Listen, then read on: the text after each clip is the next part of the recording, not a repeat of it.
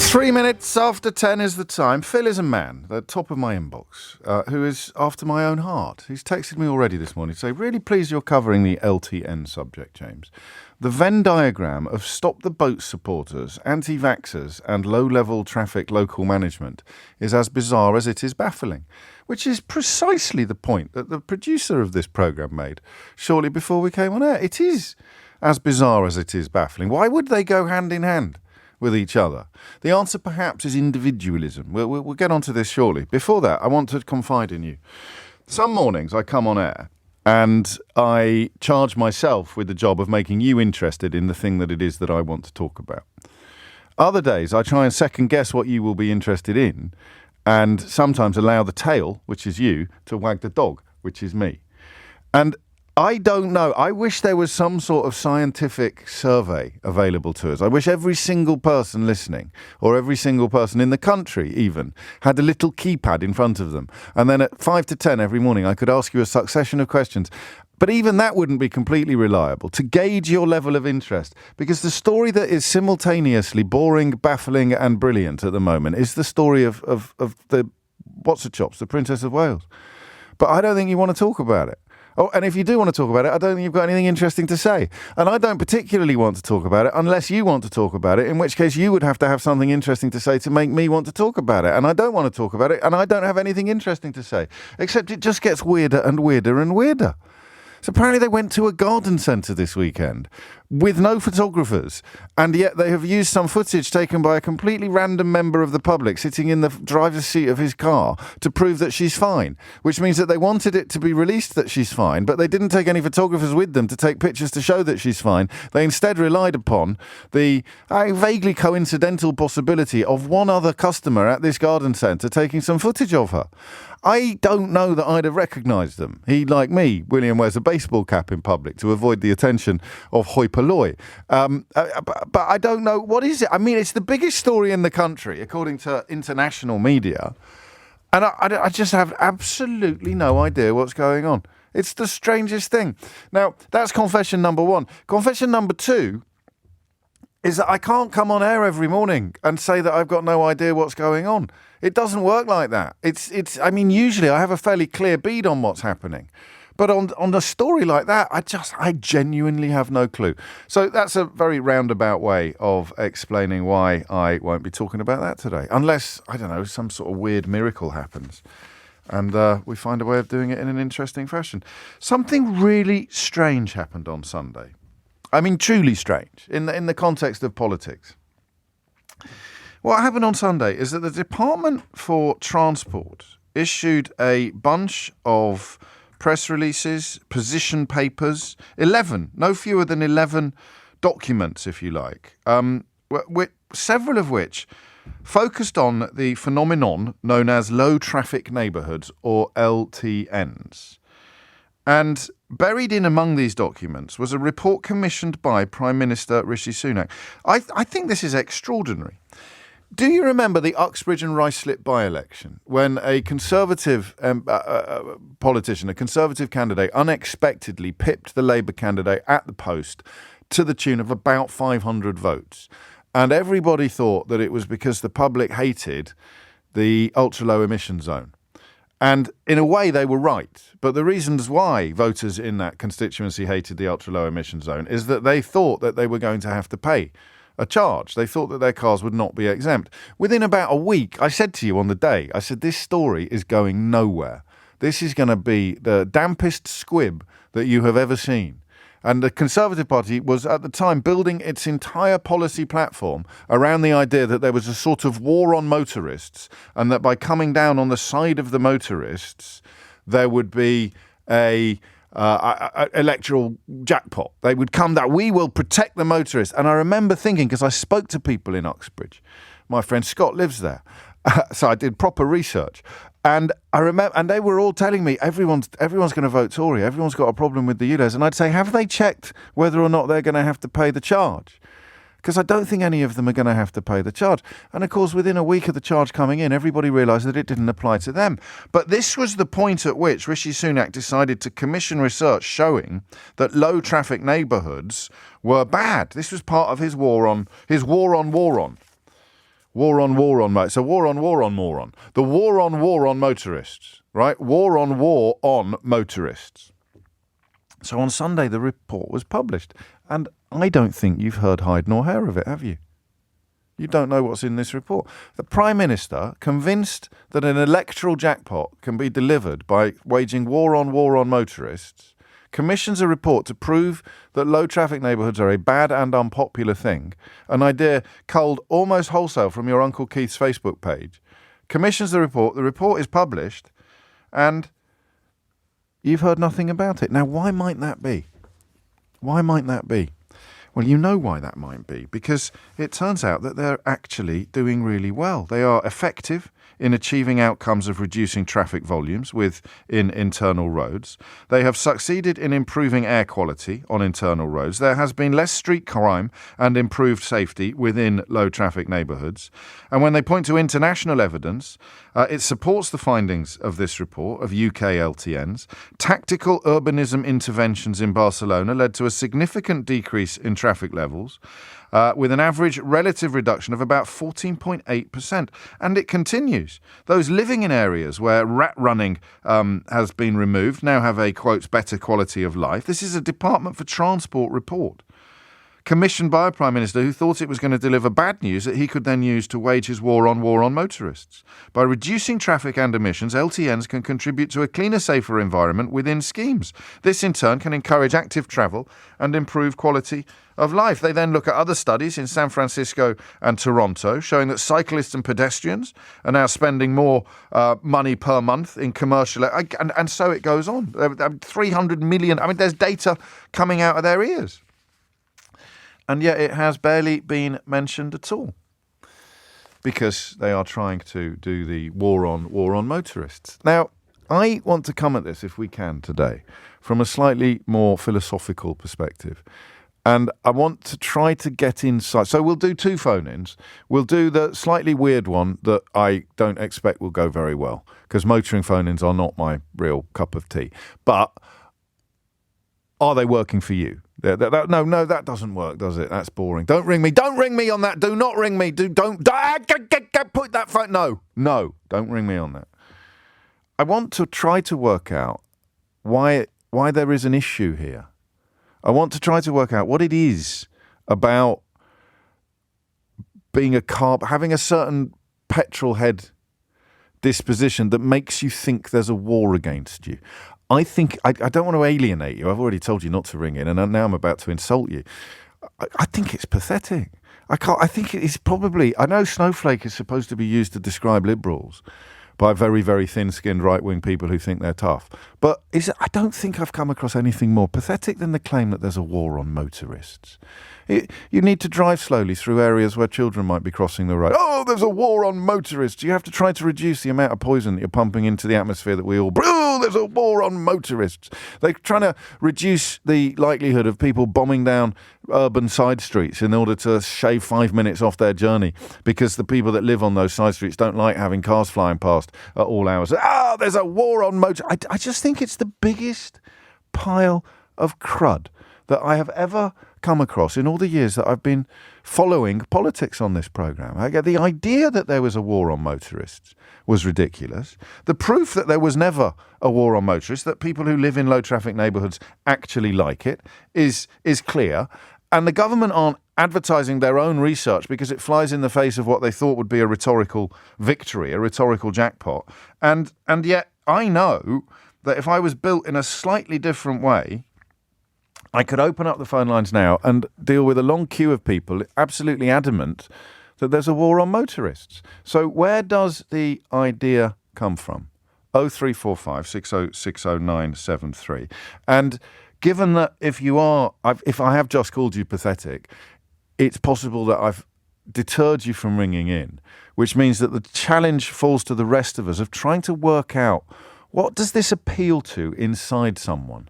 Who is the mythical voter who actually enjoys being told that they are being persecuted? It's this idea that there is a war. Everybody, no one goes anywhere really, without some sort of use of motor vehicles, whether it's public transport, whether you're in a taxi or an Uber, whether you're driving yourself or someone else is driving you, that the idea that you can divide the population into motorists and non-motorists is objectively ridiculous. One of the stupidest things you ever hear in these sort of conversations is the idea that cyclists only ever cycle. Pretty much every cyclist on the streets is also a motorist, is also a driver.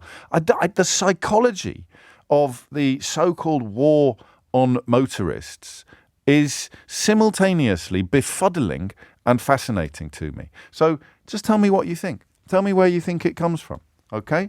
0345 60973 is the number that you need.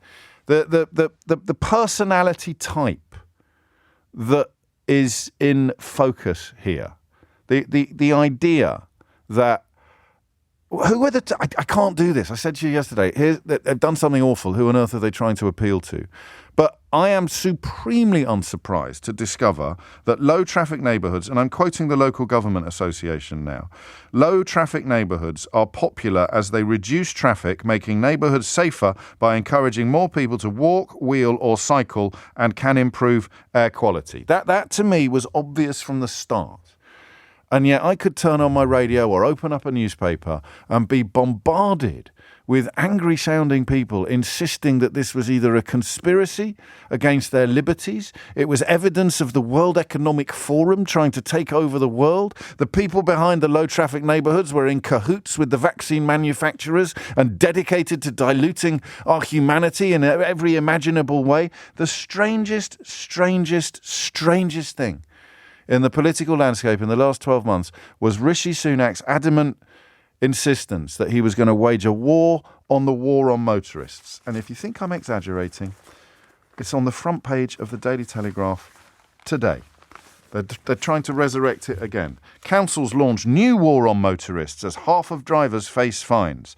Now, this is a story about half of drivers facing fines if they commit offences. So if you don't want to get a fine, don't commit a traffic offence. So that's what I want to try to do today. I want to try to unpick the psychology, the philosophy even, and the politics of the war on motorists that never was. Okay? Now, try not to be boring. That's my challenge to you. I'm going to give you the phone number. I want you to ring in 0345 6060973. In a way, the question that I'm asking is this. Why does it appeal to some people? Lies about low traffic neighbourhoods, lies about war on... What is it psychologically that I haven't been born with? What is it that I lack? And you say to me, you're going to have to drive a bit slower. I don't go, oh my God, this is the end of the world as I know it. You say to me, you're going to have to go down that road and not that road. I'm mildly irritated for about 10 minutes, and then I get used to the new route. And that thing there, when they talk about... The Tories sat around a table and they thought, this is going to be the thing that turns it round for us. We're going to side with the motorists against... And that's where I lose the thread a bit. Against what? Against people that want cleaner air, people that want fewer road traffic accidents, people that want to be able to walk to the shops. Who's the enemy? If there is truly a war on motorists, then who is waging it? Because the government's own research has delivered the verdict that low traffic neighbourhoods are rather splendid. Do not ring me, no offence, do not ring me to tell me that they're wrong and you know better because you've been looking at your Uncle Keith's Facebook page. 10:17 is the time. Let's see how this goes. If you're new to the programme, I should probably warn you. The radio phone-in historically makes great play with motoring-related issues. Part of the reason for this is a lot of people listen to the radio in the car. I have, for good or for ill, spent the last 20 years swimming furiously in the opposite direction. I'm not sure I've ever conducted a motoring-themed phone-in that I found interesting. But this one will be different because it's not really about motoring. It's about psychology and it's about politics. And it's about why people are so desperate to believe nonsense when they're invited to object to measures, ideas, policies that are clearly designed to improve everybody's lives. It's just weird, right? 22 minutes after 10. There has been a truce, a ceasefire, a cessation of hostilities Sadly, not in the Middle East, but in the war on motorists that Rishi Sunak was determined to wage. Or rather, he was determined to wage a war on the war on motorists. But it's all petered out, and I want to understand why. The psychology behind it, the madness of objecting to schemes and policies designed to improve everybody's quality of life. Shall we start on the Wirral? I think we should. Peter's there. Peter, what would you like to say? Good morning, James. Yes. I think it's quite an interesting one. This is the sort of psychology game that Conservatives play. Go on. They realise they've got no chance of standing for the next government on the policies they've got. The country is broken. Most people will accept that. Yes. But a lot Someone of should write issues, a book. Yeah, maybe 3 books. That would be interesting. But most of the issues that the NHS, defence, things of that nature, most of these, like defence doesn't affect people really. It's in the background. NHS is only if you're ill or need cover. Yes. Not a problem. So what they're saying is, if we can keep them in the background, so what they're going to do is they're going to go for something that annoys individuals on a daily basis. I get annoyed with it. Then I speak to my friend. My friend goes on Facebook. Within days, it's a huge imposition on my. But only on rights. your Uncle Keith's Facebook page. You don't really care about it. That's what, because for it to work, you either have to have a really effective lie out there, which is what happened in Uxbridge and Ruislip, and basically lots of people who weren't going to have to pay the ULEZ charge thought they were going to have to pay the ULEZ charge, so they voted against a politician that they associated with the ULEZ charge. Even Keir Starmer has sort of done another U-turn on this now and come out in favour of it, because it clearly was none of the things that people thought it was when they voted against it. So there aren't enough people here. And also it's non-existent. So if the government's own research is showing that low traffic neighbourhoods are a good thing, how do you sustain the anger on your Uncle Keith's Facebook page that they're a war on me, a war on you? I don't quite get it, because it's not true. It isn't true, but the people we're describing and talking about, and there's quite a swathe of them. I know you say no, there must be, but not as big a swathe as the Tories thought there would be, I don't think. But can I just say, Dave, those people don't know about that report. I heard it on Laura Koonsberg on Sunday morning, where she challenged Mark Harper. Oh, yes. And he said there's been no consultation, and she said your report says it does. And Mark Harper looked at the camera and just ignored that.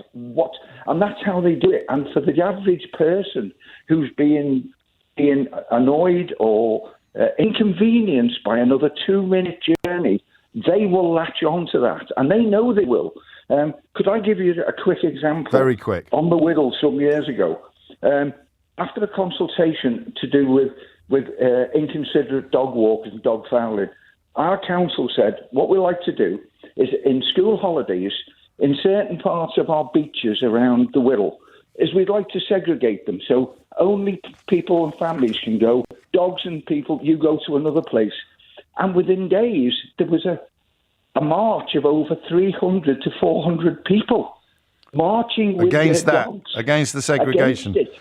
Because they just didn't like being told what to do. Exactly, and that's what I'm saying.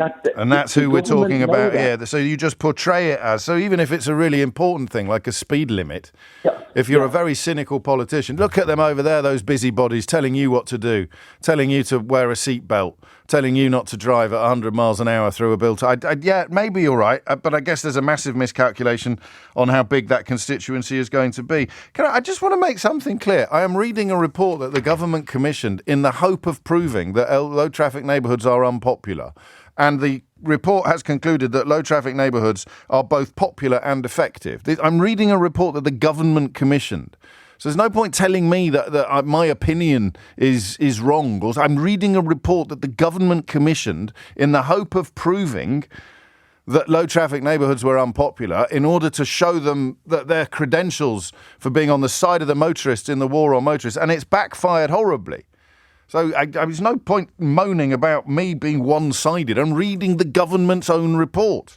26 after 10. Thank you, Peter. Alan is in Manchester. Alan, what's going on? Just as Peter in the Wirral said, this story is being propagated because they're going to get hammered at the next election. And let me give you 2 examples.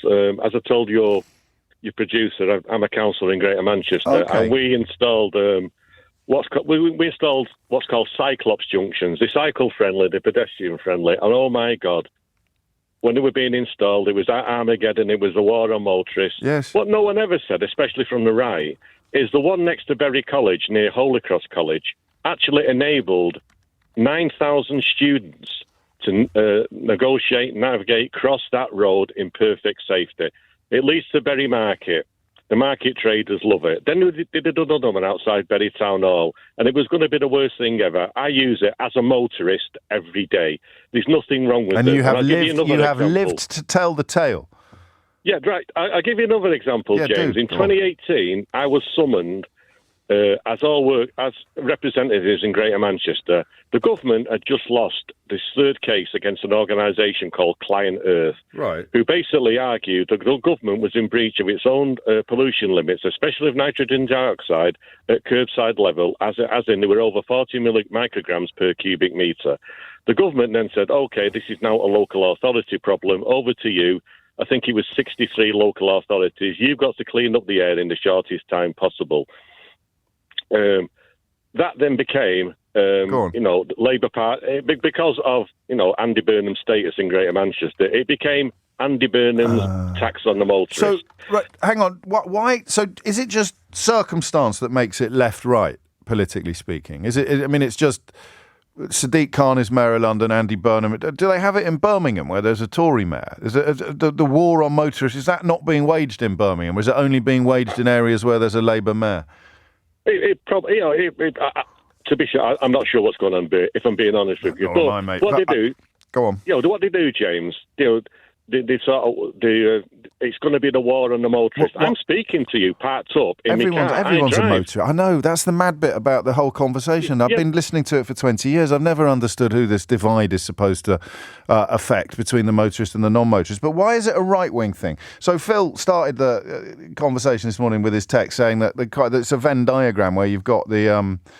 You've got the anti-vaxxers and you've got the stop the boats lot, and they'll be the ones that are angry about low traffic neighbourhoods, which is probably a bit unfair, but there's some truth in it. Why? Why is this a right-wing catnip? They know that, James, they know that if the way it's going, they are going to get annihilated at the next general election.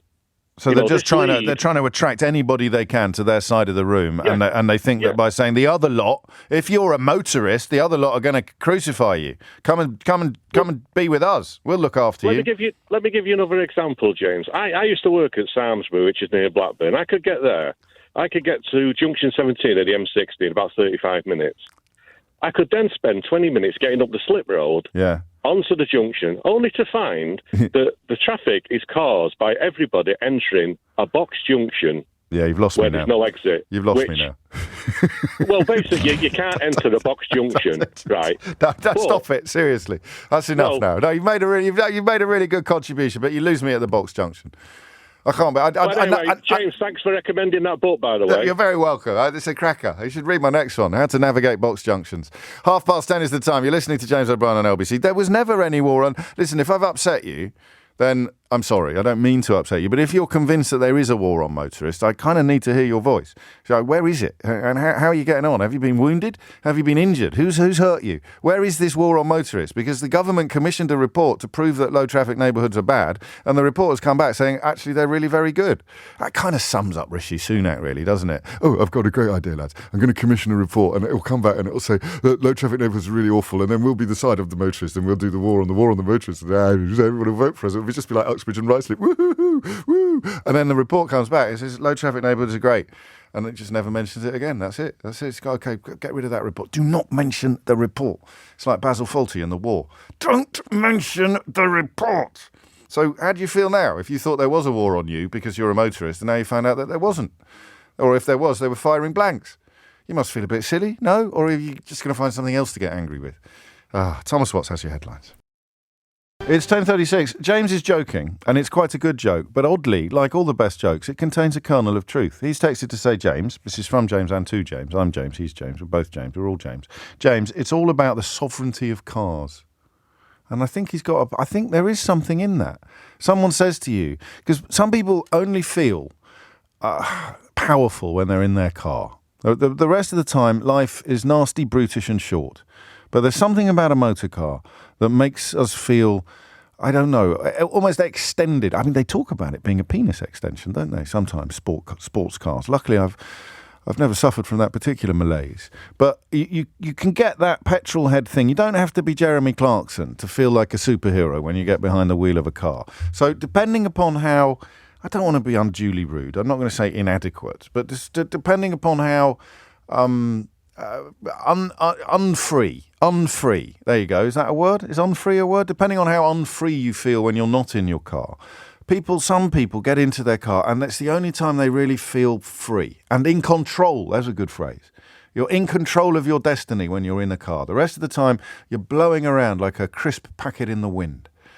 But you're in control. So what they do, I think, the Tories, they come along and say, when you're in control, that only time in your life when you're in control, you're free. You're free as a bird. That's why people like Alan Partridge have special anthems for when they're driving. It's like, in the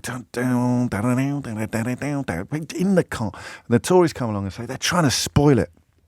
They're trying to make your car just as subject to rules and regulations and red tape as the rest of your life already is. And that's why I think, although James is joking when he says it's all about sovereignty, it is a bit Brexity, this. I wonder what the Venn diagram is between people who think that low traffic neighbourhoods are bad, people who voted for Brexit, people who think that their lives are being ruined not by the super rich and their right-wing political friends, but by refugees and I don't know, Polish lorry drivers or whatever it is. I wonder what the Venn diagram is. I don't like to bring anti-vaxxers into it because they're almost too mad to include in sensible conversations. But the rest of it, it's not a Venn diagram, is it? It's a circle. Be the same thing. Sovereignty. I didn't vote. I voted to be poorer because we've got more sovereignty. I want to be breathing poisonous air. I want there to be more accidents on the roads because our sovereignty. How dare you take away my sovereignty? Is this the closest that we get to the gun control debate? Is it people being told that they need to be a little bit more considerate, a little bit more environmentally friendly, and a little bit more, what's the word I'm looking for? A little bit more pleasant when they're in their motor cars, and they hear it as if they're trying to take my guns away. They're trying to take my freedom away. They think they're Braveheart. Gary's in Northwich. That's it. That's every call so far from the Northwest. I like that. Gary, what would you like to say? Hi, James. Yeah, I'm quite interested in this. I worked for about 12 months for an active travel charity doing fundraising. Yeah. So I speak to hundreds of people on sort of canals and cycle paths, walking and cycling, trying to get them to join the charity. So I think most of the people I speak to, or I don't work there anymore, but most of the people I spoke to, they had a car as well. So they'd walk. Well, this is one of the greatest red herrings of all, isn't it? There's a war on motorists, and the enemies are cyclists and pedestrians. You've got to pick a side. Pretty much every pedestrian and cyclist is going to be a motorist at some point as well. It's a completely ludicrous dichotomy, isn't it? That's it. And at the moment, I'm homeschooling my kids at the moment, so I can't afford to drive. So I've had to give the car up for a little while. I've still got the car, but I just can't afford to drive it. Can't afford to so fill we're walking. Well, it's an electric car. Can't afford to charge it. I thought it was supposed to be cheap. It is cheap, but it's just the insurance and things like that. Oh, okay. Yes. But what I found is like my daughter and I walk into town, so we're just getting used to walking more. And since I've not been driving, the habit of driving, right, it would normally be like, we'll go to the shop, we'll get in the car and we'll go. But it's now, well, we can't, so we'll walk, So it's almost that behaviour thing, isn't it? It's almost like we're addicted. And that's it. So you don't have the thing. Your skin is not so thin that when someone says you can't do this in your car, you're going to balk at that. So what is the difference between you and them? Do you see what I mean? Yeah. Is the gun debate analogy, does that work? Is that fair? Is sovereignty is a good word to use? So the people like Mark Harper, they kind of give you the wink. They say, come over here. You see that fella over there? He's trying to take away your freedom of movement. Yeah, freedom. Yeah, exactly. No, hang on a minute. Freedom of movement's a bad thing unless you're in your car, in which case it's a good thing. Exactly, and so I mean, because I passed my test when I was 20, it's like you get given, because I live in a rural area, and it's you've suddenly got that freedom. You can get to places, and I do want to drive again because it is a pain. Of course, it depends. That's why 15-minute cities are a good idea, so that you actually can get to places without having to drive. But they've got a problem with them as well. What do you want? I want the shops to be much further away from my house than they are currently. What's that? You're building a 15-minute city. The shops are going to be near my house. I'm going to be able to walk to the doctors and the shop. Down with that sort of thing. It's a war on motorists. I don't want to have shops near my house. I want shops to be 20 minutes drive away. It's madness. Jamie says the car is a cocoon. My brother will sometimes just sit in his for a while before he even starts it up to go home. It's almost like a garden shed.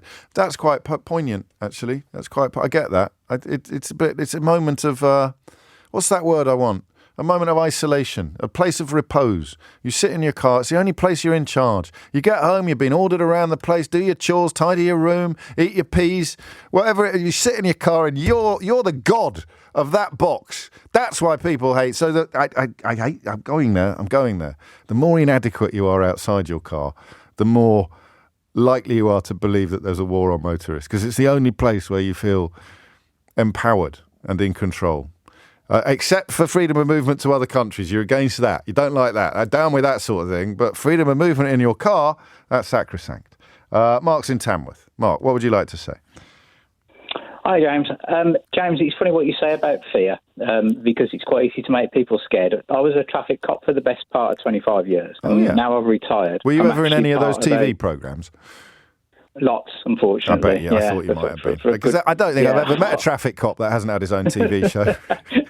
That's it. Yeah, it comes with the job now, unfortunately, and that's part of the thing. It's all about awareness. Yes. And people are very much aware that they can be caught. It's probably the only time that they will be caught breaking the law for the average person. Yes. Is when they're driving the car. That's it. Yeah. Yes, it's a really good point. There is, in effect, there has been a war on some motorists. There always has been, but it's the incompetent group of motorists. There's a small group of motorists that daily cause danger for the rest of their communities.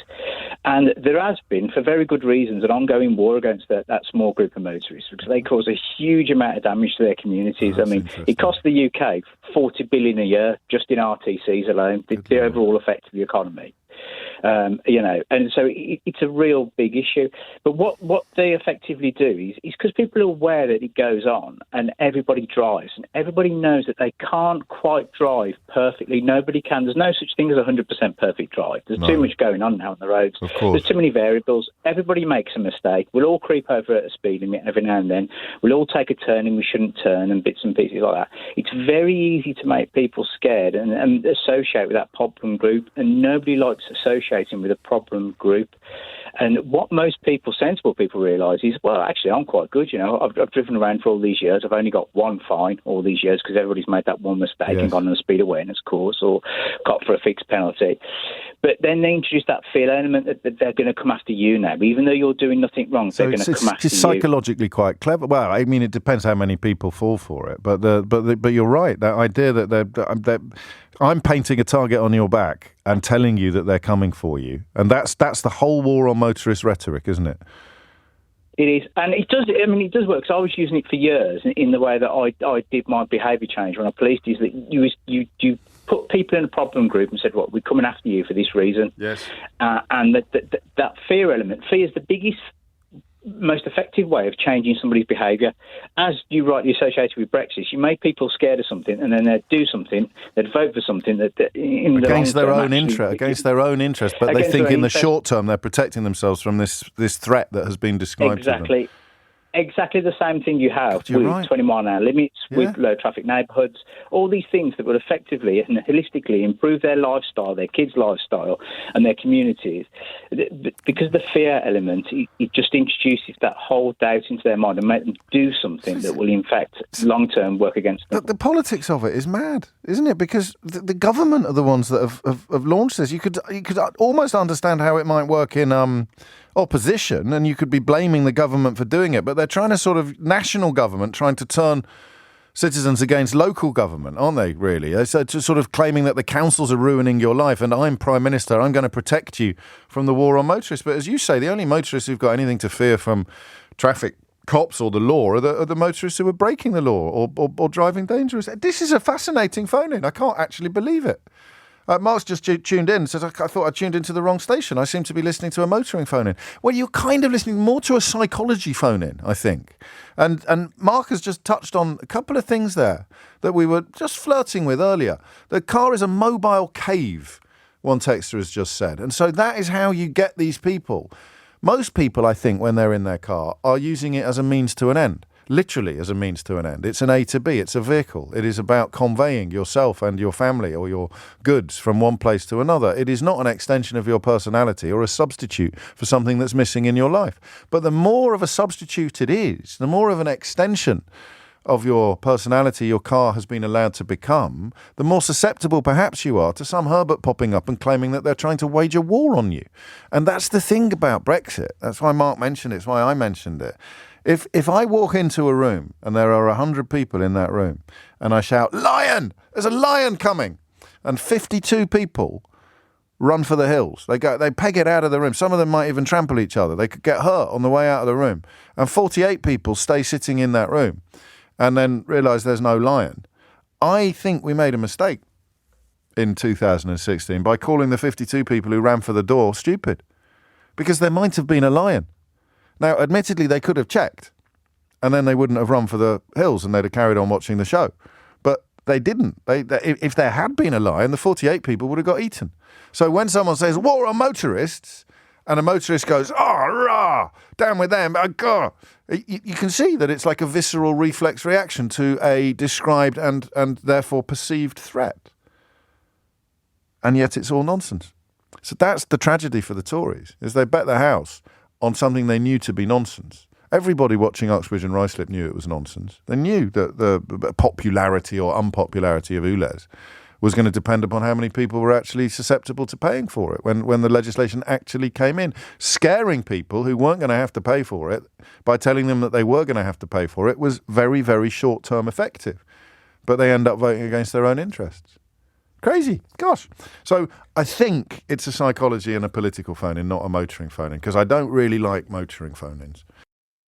10:53 is the time. My apologies to the good burghers of Uxbridge. My friend has been in touch to say we're not that thick. Well, actually, he said we're thick, but we're not that thick. You've remembered it wrong. They didn't vote for the Tories because they thought they'd personally have to pay the charge. They voted for the Tories because the Tories promised they'd scrap the whole scheme, and everyone knew someone who thought they'd be affected. We're not idiots, mate. Right, Scott. I take your point, but that was the lion. The lion was the idea that they were going to somehow stop it, even though everybody knew that they couldn't. So you voted for something that was impossible, possibly not against your own interests. Speaking of lions, David has been in touch with quite an important point. David says it's unlikely that one lion would be able to eat 48 people, James. Even a very greedy lion would struggle at that. I take your point. I mean, the analogy needs some work. 100 people in a room watching a film. Bloke appears at the doorway, shouts lion. 52 people run for the hills. But there is no lion. So the 48 people get to enjoy the rest of the film in peace without the 52. But if there was a lion, they'd get eaten. So you can't call the people that ran for the hills stupid. They're only stupid after it has been proved that there was no lion, and they insist that they weren't running away from the lion. They were running away from something else, invisible and unspecified, and they definitely didn't make a mistake by running away from that thing, or running towards sovereignty, perhaps. 10:54 is the time. Jamie and Ned are up next, and I'm going to warn you both. This is by far the best motoring phone-in that I've ever heard on British radio, and if either of you two mess it up in the home straight, we're going to be having words. So no pressure, Jamie, in Canterbury. What would you like to say? Hi there. I wanted to say that it doesn't seem to be a motoring problem. It seems to be just another attack on the population. What's an attack? Well, it seems that it's what we hear is more rules every day. Rules aren't an attack, are they? I mean, things like not being able to drink a bottle of whiskey before you drive a car isn't an attack. It's a fairly good rule. Well, for sure, they are. Those are good rules. But so, which rules are attacks? Well, it feels that, for instance, that we're under more and more pressure. Yeah, I know, but I'm asking for examples. For examples, the clean air zones, with small businesses already under incredible pressure, they don't have a problem with a clean air zone, but it's just another expense. So who's getting attacked then there? It's another restriction. So who's getting attacked? Well, it would be the small businesses that are getting attacked there. Which what? By what? Because they have to drive cleaner vehicles. They have to drive cleaner vehicles, but it's not the fact they have to drive cleaner vehicles. It's the fact that they have to find the funding for new vehicles. They have to find the sort of the time to put into it as well. But you don't know anyone in that category. I don't personally know them, but it's listening to your show and other shows. Well, it's definitely not listening to my show. So you've now got a theoretical victim of an attack that you have no personal experience of whatsoever, but you feel strongly enough to ring a radio station. Well, I feel strongly enough to ring because I know you're here. I can hear you. Yes, of course. But it feels that sort of every day we get up, there are lots of things that we would like fixing. Like we'd like the hospitals fixing. We'd like sort of GP appointments fixing. We'd like immigration fixed. We'd like more council. There it is. That didn't take long. But all of these things, we'd like potholes fixed. Yes. All of these things that we'd like to be fixed, and that we're told. Some of us would like dirty air to be fixed. Well, we would indeed, but in a way. Well, no, because when they try and do that, it's an attack.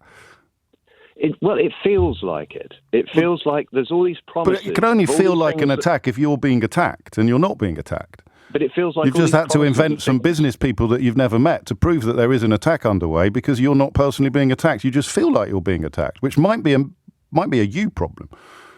Well, not necessarily a me problem. Well, I don't feel attacked. I don't feel attacked. But I mean, I have a business, and we have so many rules, so many regulations about shipping into Europe that it's now become impossible. Shipping worldwide. Well, that's because of Brexit. Small business.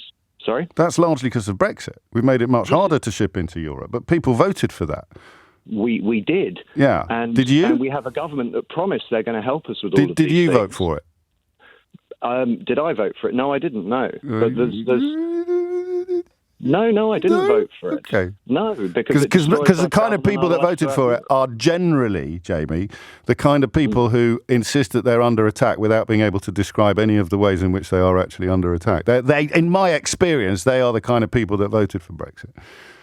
Well, possibly, but I didn't. But I mean, what it seems like, trying to put it into a short point, is that it feels that there are so many things that we are more and more responsible for. We are being, but we can't name any. Doing. We can't name any, apart from the rules that have come in as a consequence of Brexit. Well, there's the rules that have come into the consequence of Brexit. So you personally, Jamie in Canterbury, the best example of you being under attack as a motorist is.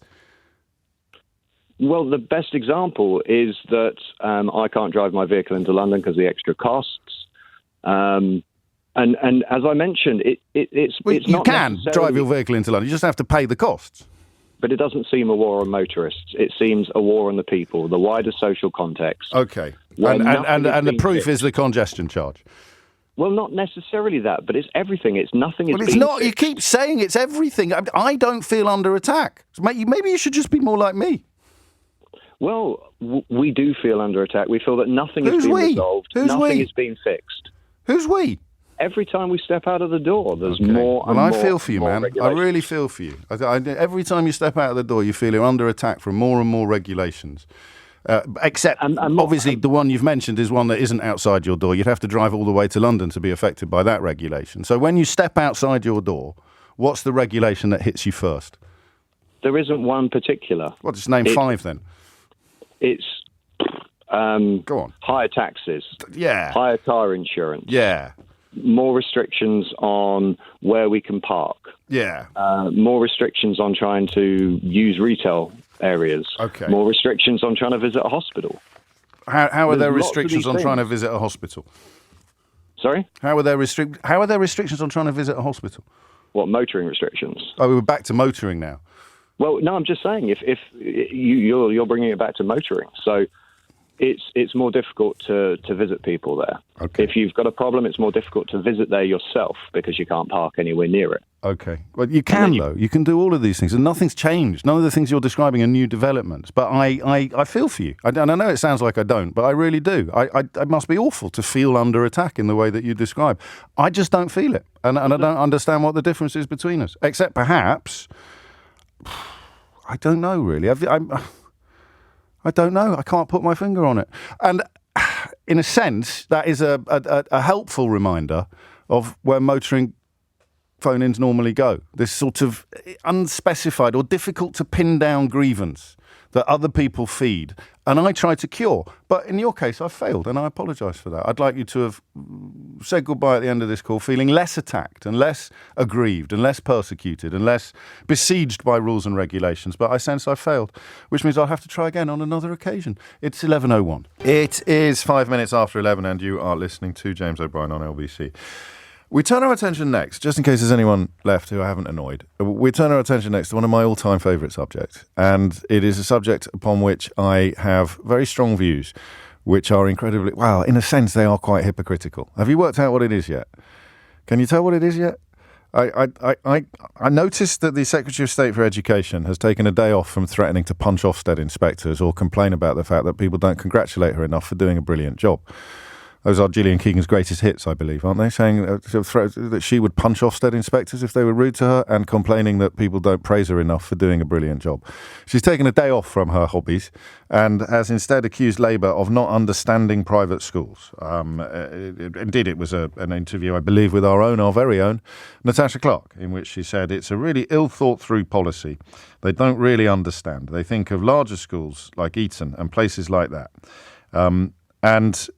The policy to which she objects is Sir Keir Starmer's intention to remove a VAT exemption for private schools. Because at the moment, if you are buying your dinner, you have to pay VAT. But if you are paying to send your child to a private school, you don't have to pay VAT on that bill. I want to do this in a slightly different way from how we've done it in the past, but I need to get my usual gubbins out of the way first. It is objectively hilarious that people who are in the business of denying poverty, if you're talking about the necessity of food banks, for example, or you're talking about people who run out of money before they run out of month and actually can't afford things like toothbrushes or toothpaste. Hygiene poverty is a real thing. The Observer reported on Sunday of children whose teachers at schools are having to wash their clothes or stick them in the shower twice a week. Families in this country at this point in history who have got nothing, who reach the end of the rope long before they reach the end of the month. And people who deny that problem exists, people who malign individuals who find themselves in that sort of trouble, people who insist that poverty is somehow a lifestyle choice, people who make great capital in newspaper columns and the House of Commons, claiming that anybody who is vulnerable, anybody who is in need, anybody who is poverty-stricken is there through their own fault. And all they have to do is get a better job, or perhaps use the value range in their local supermarket. They can even perhaps cook a meal for 30p if they simply get the right lesson. So all of those people who are, I think, dismissive to the point of cruelty when it comes to poverty and financial vulnerability, when it comes to VAT on school fees, they suddenly become crusaders. They become charity. Won't somebody think of the private school parents? The idea that not being able to afford to feed your family makes you a liar, but not being able to afford to pay VAT on your school fees makes you a victim is the most perfect example of how bent much of our commentariat is. Poor people over there, screw them. Wealthy people over there, going to find a few more quid if they want to keep their child in private school.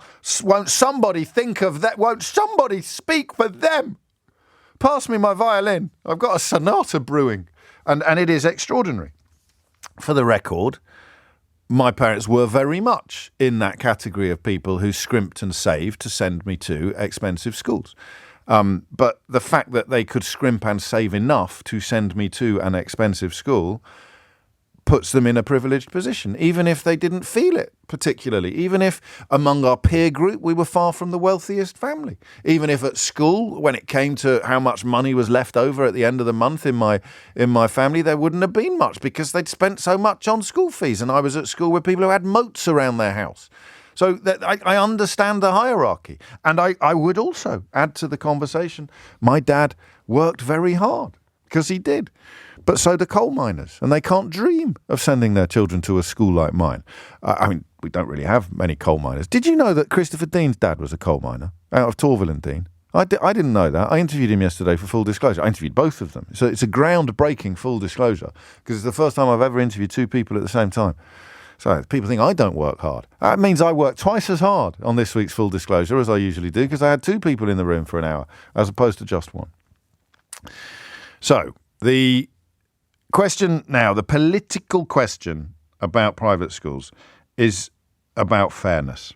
Okay, I don't want to have a conversation about how hard you work and how unfair it is. I feel for you. And when I say to you, if you really, really think you're not going to be able to afford school fees after the VAT exemption is abolished, then you need to get a better job or cancel your Netflix subscription or eat fewer avocados.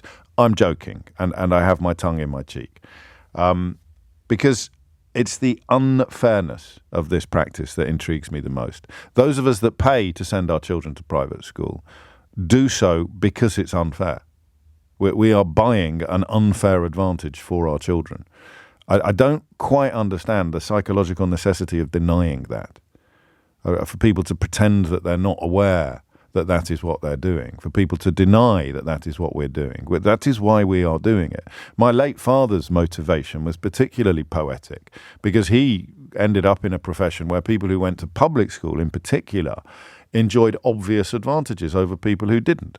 The notion of the old school tie was very, very prevalent in Fleet Street in general, but the Daily Telegraph in particular, where he spent most of his career. And so when he had the opportunity to send me to the sort of school that some of his colleagues had gone to, he took it. He knew exactly what he was doing. I used to even describe it as a golden ticket. He was buying me a golden ticket, like Charlie Buckets, except it was worth more than just chocolate. And some of us do the same. And we do it because we know it's unfair. So I think the only morally honest position with regard to private education is that if you can afford it, you should do it, but you should also be in favour of its abolition at the same time.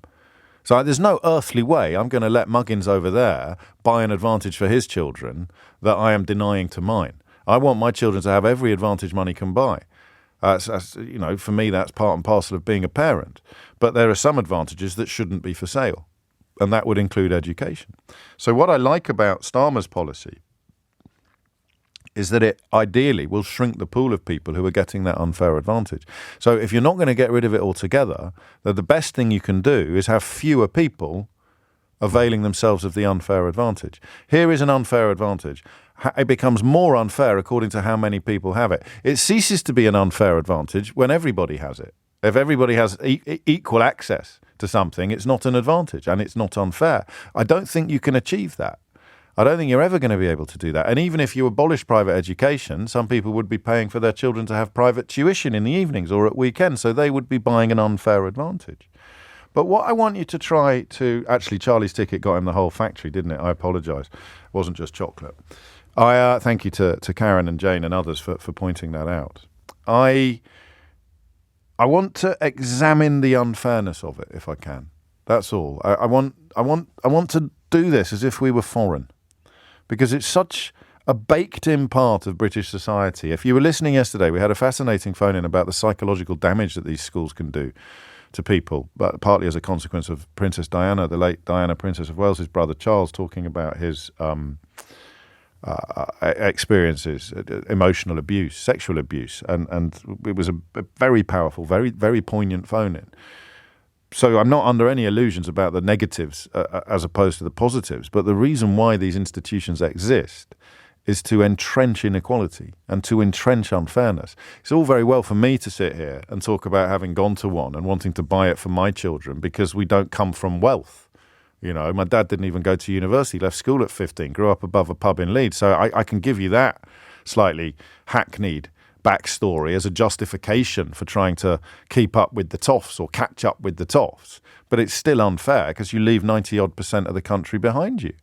So what I really want to do, if you can help with this, what I really want to do is describe what the unfairness looks like from the outside. Okay?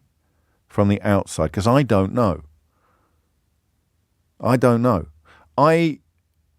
to tell you something I've never told you before. It doesn't keep me awake at night, but I do wonder about it a lot. If you hadn't had the education I had, and I mean the class side of it more necessarily than the exam result side of it. If I hadn't had my entry into that world, if Mum and Dad hadn't bought me that golden ticket, where would I be now? I don't know. I love my job. I mean, I really, really love my job. You can probably tell most days.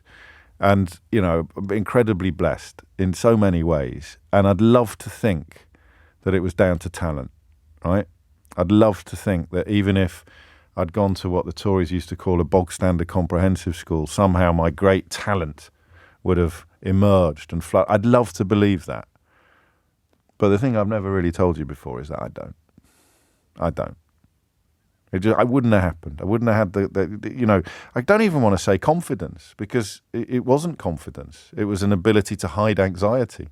It was an ability to hide the fact that you were nervous or you had imposter syndrome or you felt inadequate. The swagger is learned behavior. Walk into a room, people think I'm arrogant. On the inside, I'm weeping with nerves and anxiety. But on the outside, I look like the real deal. Not now. I'm a different person now, but in my 20s. That's when I got onto newspapers. I'd be physically sick at the thought of having to walk around a room and speak to all the famous people in it in the hope of getting a story. I'm not exaggerating. Physically sick in the bathroom, in the toilet. Physically sick. I used to carry a toothbrush with me in my briefcase. And then I'd scrub myself up, go back out, gird my loins and do it. And that was swagger that I'd learnt at school. It's not healthy necessarily, but that belief that your talent is... I mean, have a look around now. Let's just pick a few people, right? Jacob Rees-Mogg, Boris Johnson, David Cameron, Rishi Sunak. If you went to a normal comprehensive school, if those kids had been at your school, would they have ended up Prime Minister? Secretary of State for Business? Would they? No. So how come they did? How come they ended up Prime Minister? How come David Cameron ended up Prime Minister? How come 20 people from the same school have ended up Prime Minister? It cannot be the case that the school somehow attracts epic talent, that the school creates gifts that lend themselves to public life or politics or wealth. It doesn't. The level of unfairness here is absolutely extraordinary. But because it is baked into our society and has been for a couple of hundred years, we very rarely take time to properly point it out. And do you know what part of the problem here is? Me.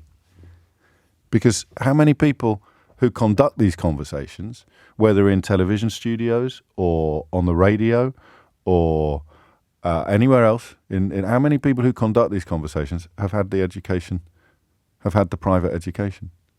Massive majority of us, hugely overrepresented in all major professions. High court judges, I think, are among the worst. But massively over. So almost always, the conversation about private education is going to be conducted by a disproportionate number of privately educated people. You know? So even now, this conversation is biased. Even now, somewhere inside, I'm justifying what might appear to you to be hypocrisy. Even now, there's a little bit of me that thinks, yeah, you'd still be Billy Big Bananas on LBC if you'd not gone to public school. You'd still, yeah, of course you would. But I wouldn't. Deep down, you wouldn't. So what I want to know is what it looks like from the outside. The injustice and the unfairness of private education. Explain it to somebody from, I don't know, Peru. That's what I want to hear, what it looks like from the outside. I don't want to have the old conversation about how hard you work and how your children deserve it and, you're not rich at all and you go without holidays. I know all that. That's where I come from. That's my background.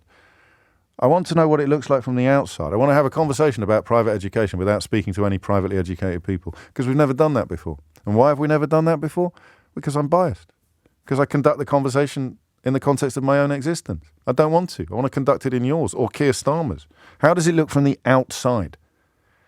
0345 60 60973 is the number that you need. I'm in favour of the policy because it reduces the number of people getting the unfair advantage, but I'm one of them. I can afford it. So this is, hypocrisy 2.0 in some ways, but it's actually a morally defensible position. The only morally defensible position for private education is that you will pay whatever you can to improve your children's life chances, while also being in favour of the removal of unfair advantages, even if you are able to afford them yourself. I mean, it must drive you potty if you can't afford it or you're worried about being able to pay your VAT to hear me explain it so clearly. But this conversation isn't about you or about me. This conversation is about you. What does private education look like to people who haven't had it and can't afford it? I.e., 90-odd% of people listening to this programme now. So every other conversation about private education we've ever had has excluded 90-odd% of the audience. Every conversation you ever hear on any radio station about private education is conducted almost exclusively by the parents of privately educated children or the beneficiaries of a private education, which means you never hear, I never hear, the conversation about how unfair it is. Let's have it now. It's 20 past 11.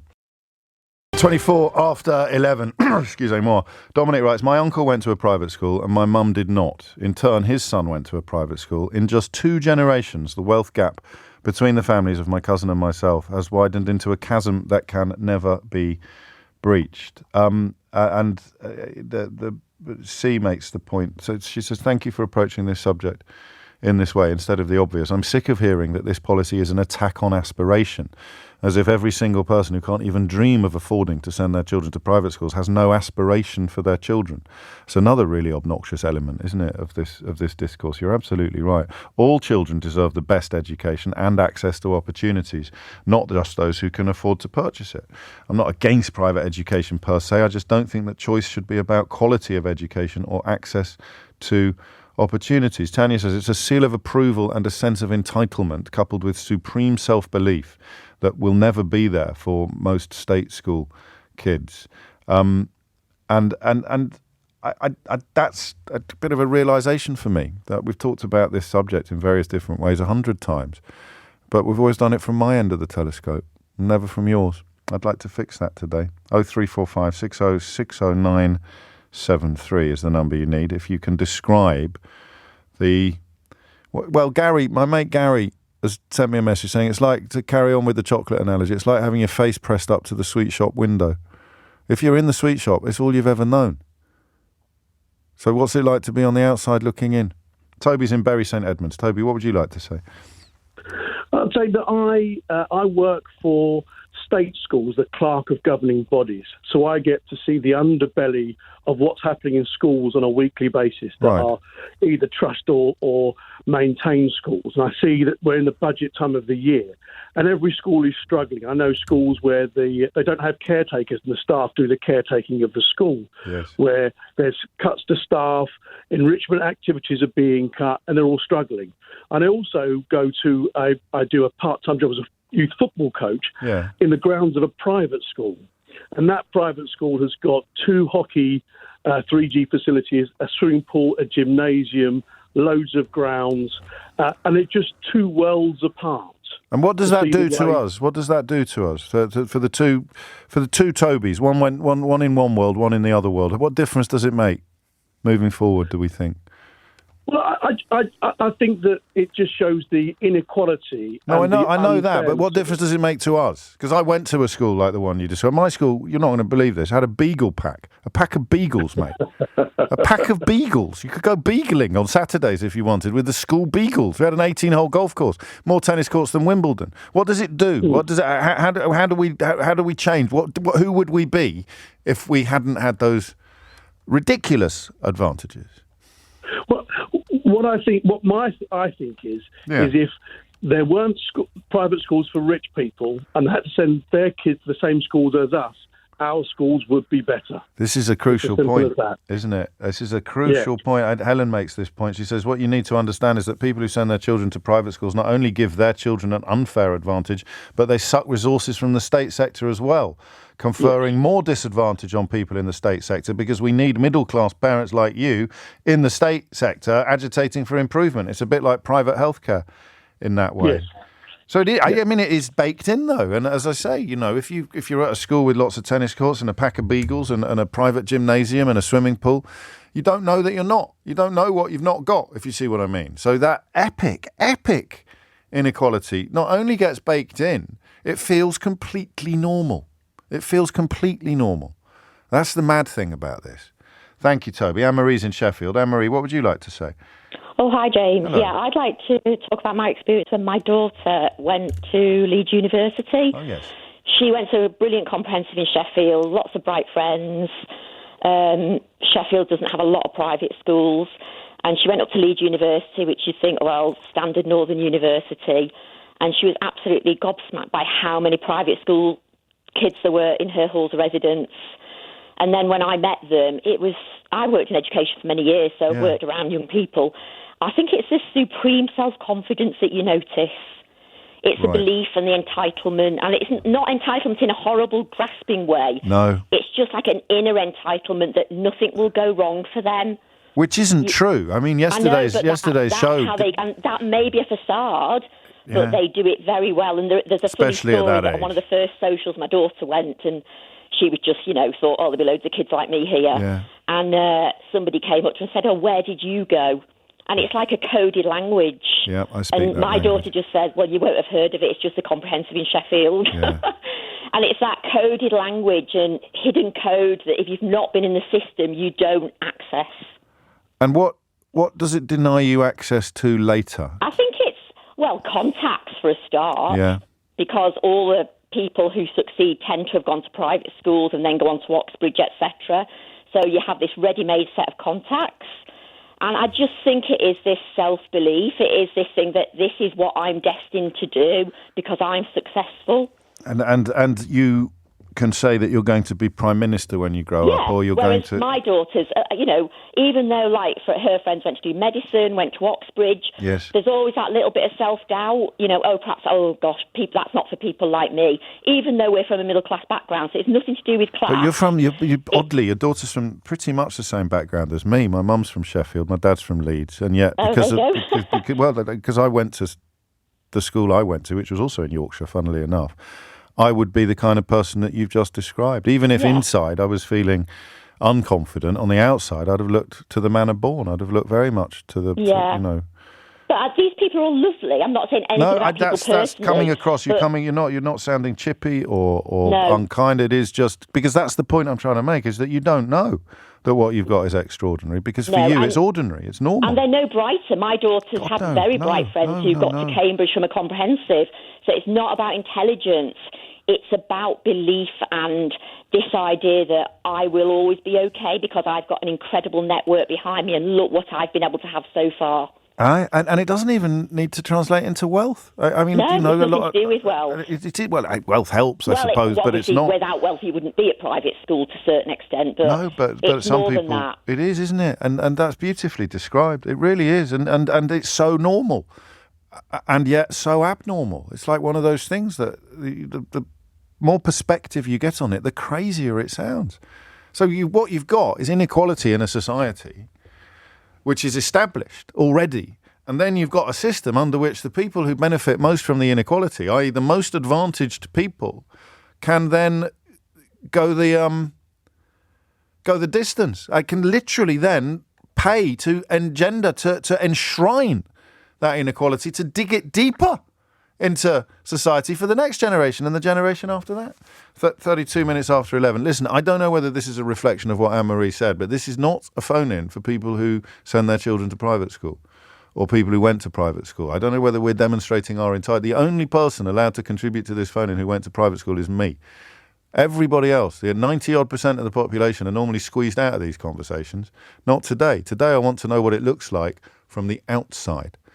Thomas Watts has the headlines. Phil's in Brittany, and he makes a good point. And this is a fly in the ointment of Sir Keir Starmer's policy on VAT on school fees. The only downside I can see of introducing VAT on private school fees is that the super rich will barely notice, James. The moderately wealthy might be deterred from sending Tarquin and Felicia to some hallowed halls, but Viscount Ponsonby of St. Petersburg will still be there, thus concentrating the advantage even more in the hands of a perceived elite. That's where I started on this. Actually, that's where I started. I used to think the exact opposite of what I think now. I used to think the best thing to do would be to extend it to 20% of the population, to have the kind of private schools where the fees aren't that high, but the education is better than you'd get in other local schools. But then you're not buying the swagger, you're not buying the golden ticket. The advantage depends upon the rarefied status that it bestows. So by making it more rarefied, Phil's right, you concentrate the advantage and the privilege, but society as a whole benefits. You've got fewer people enjoying the unfair advantage. Society as a whole benefits. Best case scenario, wipe the advantage out completely. If you can't do that, confine it to as few people as possible. And that makes the world a fairer place. 38 after 11 is the time. David's in Birmingham. David, what would you like to say? Hi, James. Yeah, I've got the perspective I've got is I went to both a comprehensive and an independent school. Right. So I did about a year older than you. I'm 53. Okay. Yeah. So I did my O-levels because I'm that old at the same comprehensive that actually David Hare went to. So Washwood Heath in Birmingham. Okay. And then did my A-levels at King Edward's School, the one in Edgbaston, which is obviously a pretty high-achieving independent school, and got a fistful of A-levels. And the difference, chalk and cheese. Yeah, talk me through it. Because, I mean, there's a hierarchy here even. So King Edward's is a fee-paying old grammar school, isn't it? It is, yeah. And I guess routinely when we were young, it would get some of the best A-level results in the whole country. Still I think. Does. Does it still? So what does it bestow? Because then you go, I mean, it's not Eton or even Malvern College just up the road, but it's still way, way, way ahead of the school that you came from. So what are the differences? What does it bestow upon you that you wouldn't get elsewhere? Well, I mean, things might have changed since the 80s, but I don't think they've changed that much. When I was at comprehensive, I was in a class of about 32, 33 people, one textbook between 2 or 3 pupils. Yeah. We still had playing fields, but, nothing really to write home about. I think those have all gone. As soon as you turn up to King Edward's, you're given 2 sets of every textbook that you're going to need, one to keep in class and one to take home with you. Wow. Obviously, the swimming pools, the sports facilities, the library, the cultural stuff. I played cello in the. I did try and ring in last week for the music thing. Well, as well. Gary's just knitted those two together. He says you have to consider this in conjunction with what Starmer said last week about the arts. Oh, absolutely. I mean, I was lucky enough to be of an age where I started playing cello when I was 7. Right. And I played in the school orchestra that played very. We were all sort of grades 1 to 5 basically. Yeah. As soon as you go to King Edward's, they've got a concert orchestra that's grade 8. And that makes you walk differently. It makes you feel different inside. I got to sing in the cathedral. It's because I was in the choirs. As you said before, the school plays were ridiculous. And that's the intangibles, isn't it? Because I mean, of course it is. We've got the exam results. You get all the contacts. I had, my sister. At O-level, we had very, very similar results. She stayed on at Washwood and didn't do so well. Ended up going to Birmingham Poly, as was then. It's now BCU. Got some good qualifications. She's been a success. Sure. But compared to what I got, even when I make them, even when things go wrong, I get out of them. It's just that, as you say, it's the swagger, it's the confidence that you get. That is what they paid for. That's what your mum and dad paid for. They knew what they were doing. And in some ways, I can make the case for it being mad not to do it. I do make that case. If it's there and you can afford it, you'd be crazy not to do it. But please, spare me the lectures on how it's not unfair or it's a consequence of working hard or it's all about aspiration because...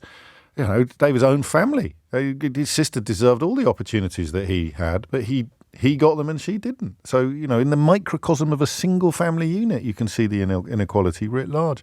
And I guess you just never know, do you, who you would be? It's that Robert Frost poem, isn't it? Is it two roads diverged in a wood and I took the one less travelled by, and that has made all the difference. In the context of private education, that's actually literally true. You took the one less travelled by. If you'd gone down the path that 90-odd% of the population went down, where would you have ended up? You'll never know. Andy's in Chorley. Andy, what would you like to say? Hey, James. Honour and a privilege to be on with you for the first time ever. Privilege is mine, Andy. What's on your mind? It's the one subject I probably ever disagree with you on in terms of your choice or your belief that if you've got the facility or the ability, you should send your kids to private school. Well, I have to say that. My dad would come back and haunt me. My dad would come back and haunt me if I didn't. It's funny enough because I'm going to talk about my dad a little bit now as quickly as I can, because basically, incredibly clever, educated, gifted man, won a scholarship to Oxford, did classics, one of the cleverest man in the West Riding of the Yorkshire of his generation, because he was the man who won the scholarship. Wow. Had 5 kids. We're Catholic, which is the bad side, obviously. And all of us reasonably academic. I'm the bum of the family, if I'm completely honest with you. Yeah. Sister turned down Oxford to go to Edinburgh School of Medicine because it's better for medicine. Yeah. Most of his disgust, I might add. And I guess the thing is, in terms of what surprises me is, I get that thing about the door opening bit. I do understand that to an extent. Yes. But, as I said to your colleague, for me, a 0.1% chance of your child contracting mogitis or borositis, I can't take that risk. No, I just can't take it out. I know you and Mrs. O'Brien will be carrying out thorough anti-mogitis disinfection procedures on a daily basis. I know that. But still. There is. I mean, do you know, sometimes, it's funny you say that, because you could watch the kids change at my school. And if they turned up with a northern accent, for example, it would get more or less beaten out of them. And by the end, they would be some of the worst examples of what... The people who were sort of faking it ended up being the worst examples of what you're describing. Would be. I think, from my dad, he's a Bradford lad. Linguist, classics, the lot. And don't worry, he gave us everything. As I say, I'm the idiot. I'm the one who didn't take advantage of those things. Okay. I see all my brothers and sisters. My sister who's a doctor. And they all went to state schools. They didn't need private education to scale. They went to grammar schools, but they were state grammar schools. Yeah. Well, that's a different form of elitism, of course. Selective education, obviously. There's an inequality at 11 there that kicks in according to how good you are at exams. Yeah, and he did take that, but mainly, to be honest with you, not for the academic bit, for the Catholic bit, if I'm completely honest with you. Yeah, sure. Because he was a mad, crazy Catholic. God bless him. God bless him. But it's baked in. Us everything in terms of culture, travel. Sister's a grade 8 pianist and violinist, as well as doing medicine age 17. Gosh. I mean, it's off the scale. But what I think really not disappoints me is you'll eulogise about your colleagues like Sangeeta Maestro or Carol Vorderman or David Lammy. Yeah. No private school in sight, mate. No, I know. Be done. Oh, yeah, but you can't give me... this is me being modest for once. Yeah. This is me genuinely thinking I'm not as talented as they are. I wouldn't be who I am, or I wouldn't have what I have now if I hadn't been taught that. We'd call it swagger, call it chutzpah, call it confidence, or just self-belief. I would say to teachers when I was 18 that I was going to be the editor of a newspaper when I grew up, or a senior politician. No one would laugh at me. I suspect it was the same for you at home. And indeed at grammar school. But for the majority of the population, you'd be laughed out of town if you came out with that. You really would. Thank you, Andy. I mean, I kind of come at it from that very simple, selfish equation of it's there and I can reach it and I can pick it off the shelf and give it to my kids. If I couldn't reach it, I might have a different view on people who can, but I'm not. I'm me, and that's where I am. And I really admire the people who can reach it and choose not to take it. And in some ways, they're probably better people than me as well, in some moral dimension. But I'm always honest, and I'm grateful to you for being honest with me as well. It's 11:46.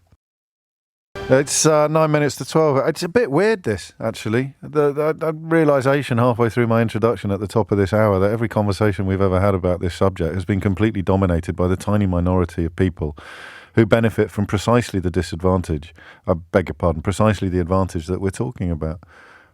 First time I've ever done a phone-in. I suppose the lad in Birmingham broke it a bit because he did his sixth form at private school. But I mean, what does private education look like from the outside?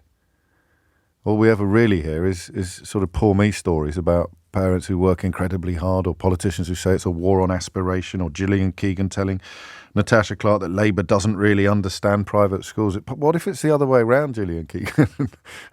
What if it's your Tory colleagues who've actually got no idea what the education system is like for 90% of the population? Surely that's going to be a much bigger problem than the one you describe. 11:51 is the time. Steve's in Grays. Steve, what would you like to say? A first-time caller, James. Good morning. Welcome, Steve. It's a call regarding, it's not so much, well, it is the privilege, but it's also the resources in state schools. I'll give you an example. My daughter, lucky for us, we're so proud of her, has, she's got a offer from a med school in the Midlands, a big university. Congratulations. Congratulations. Anyway, but to study medicine, you need an A's in chemistry and biology and another subject. Absolutely. Right. Just prior to half term in November, unfortunately, her biology teacher had a heart attack. Oh, God. He's fine. Okay. He's fine. But now they have no biology teacher. So now that puts pressure on her. They're self-studying as much as they can. The school's quite a good school, and they've got other science teachers in there, but no specific A-level biology teacher.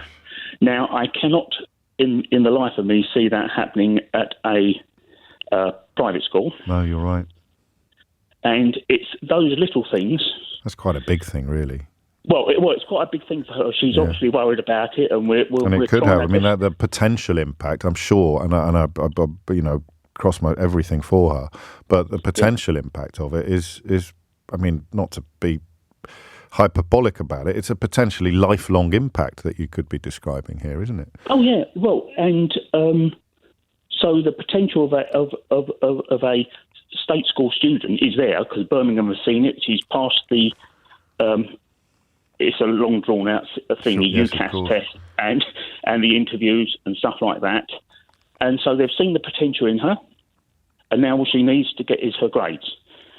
Fingers crossed, as you said, and we're wishing and doing our best that she gets them. Yeah, but if she was at a private school, this would be one problem she didn't have. That would be and therefore the grades would be within closer reach. Well, listen, mate, I'm sure she'll be fine. I really am. But potential better. It's a perfect example of what we've been trying to describe, because it wouldn't cross your mind if you were doing your biology A-level at a private school that there'd be someone that you're going up against for a place at medical school who hasn't had a teacher since last November, who hasn't had a... Well, there is that. But what I will say... Go on. I don't know whether I can mention the university. Oh, you can do what you want, Steve. Oh, okay. It's Birmingham University, and they have been really good on their widening participation. Well, that's brilliant.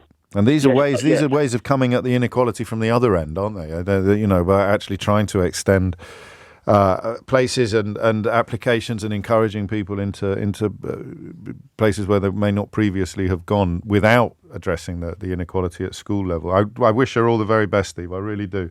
11:54 is the time. You're listening to James O'Brien on LBC. Dave is in Aboyne in Scotland. Dave, how do I pronounce that? You just did correctly. Is that right? It is. That's a relief. What's on your mind? Well, I'm a 60-year-old guy. I was a working class guy, went to normal schools in Barrow-in-Furness in Cumbria, left school at 16, served my time in the shipyard as an apprentice mechanical engineer.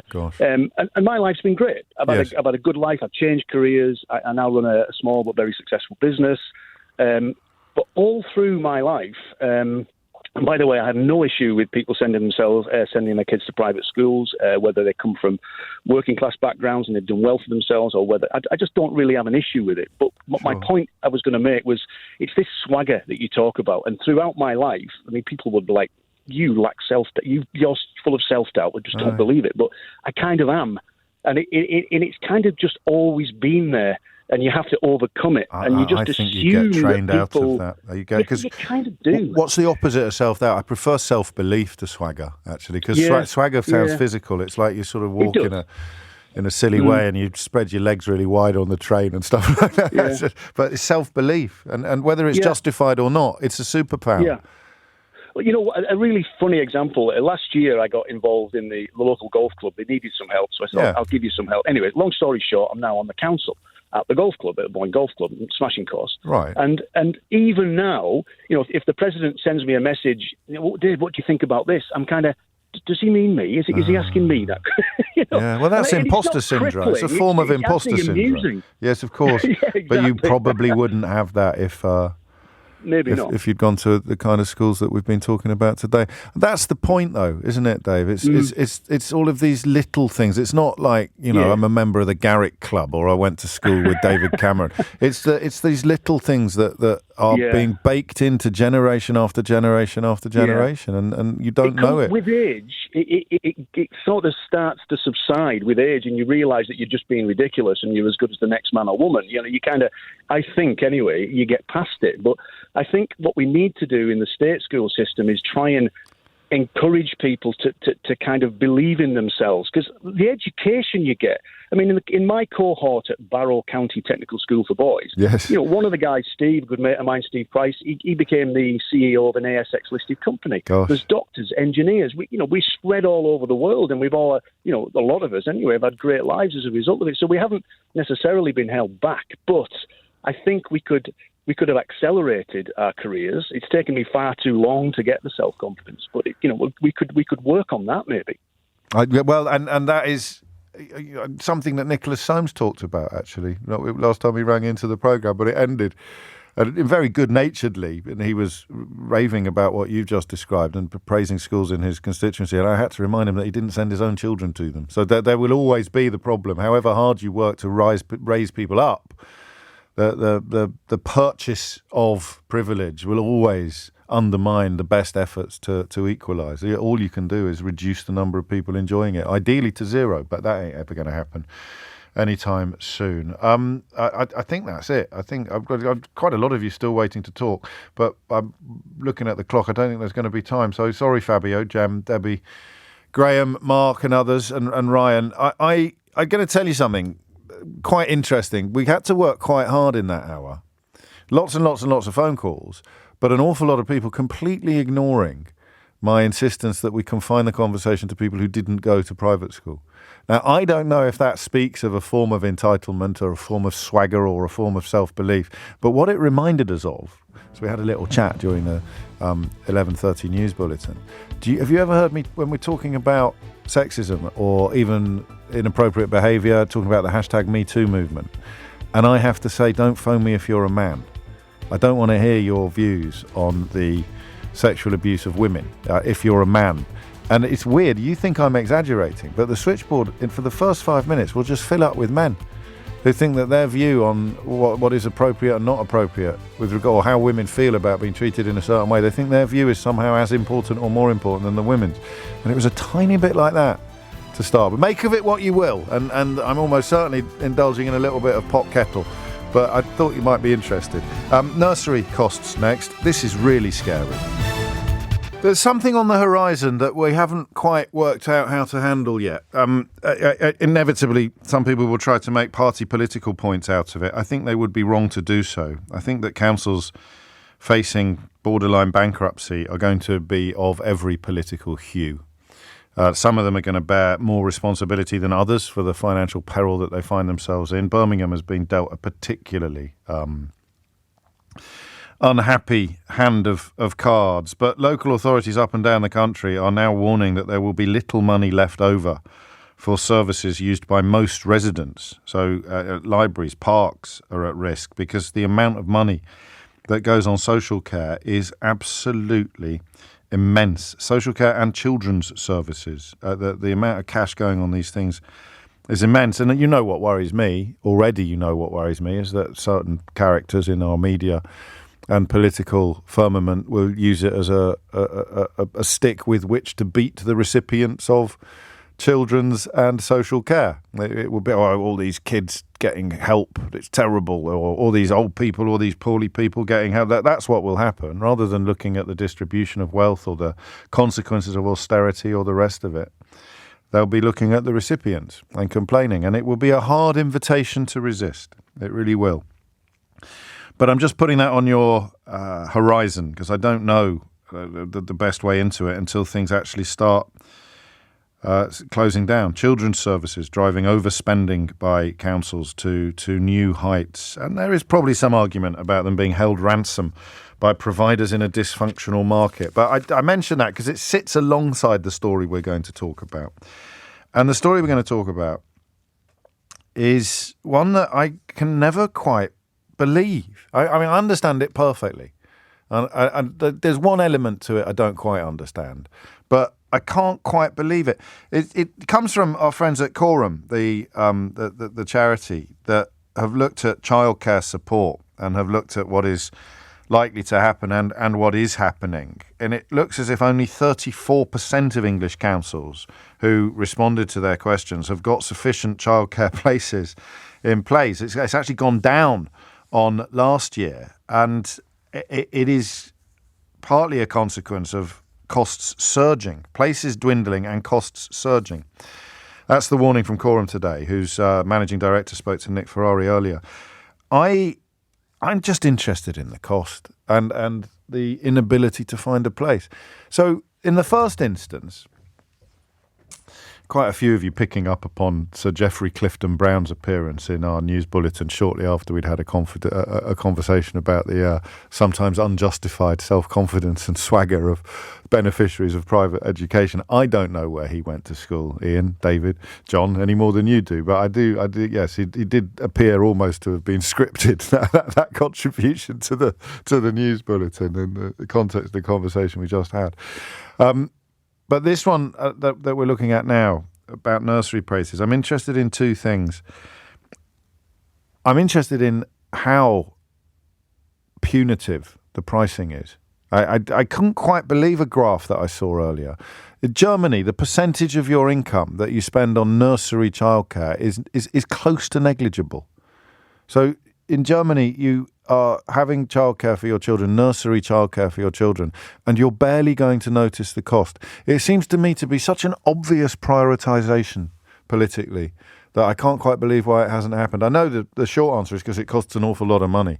But if you say from 6 months or from 12 months, the role of the state should be the same with regard to children as it is when they start primary school. It shouldn't cost you an arm and a leg.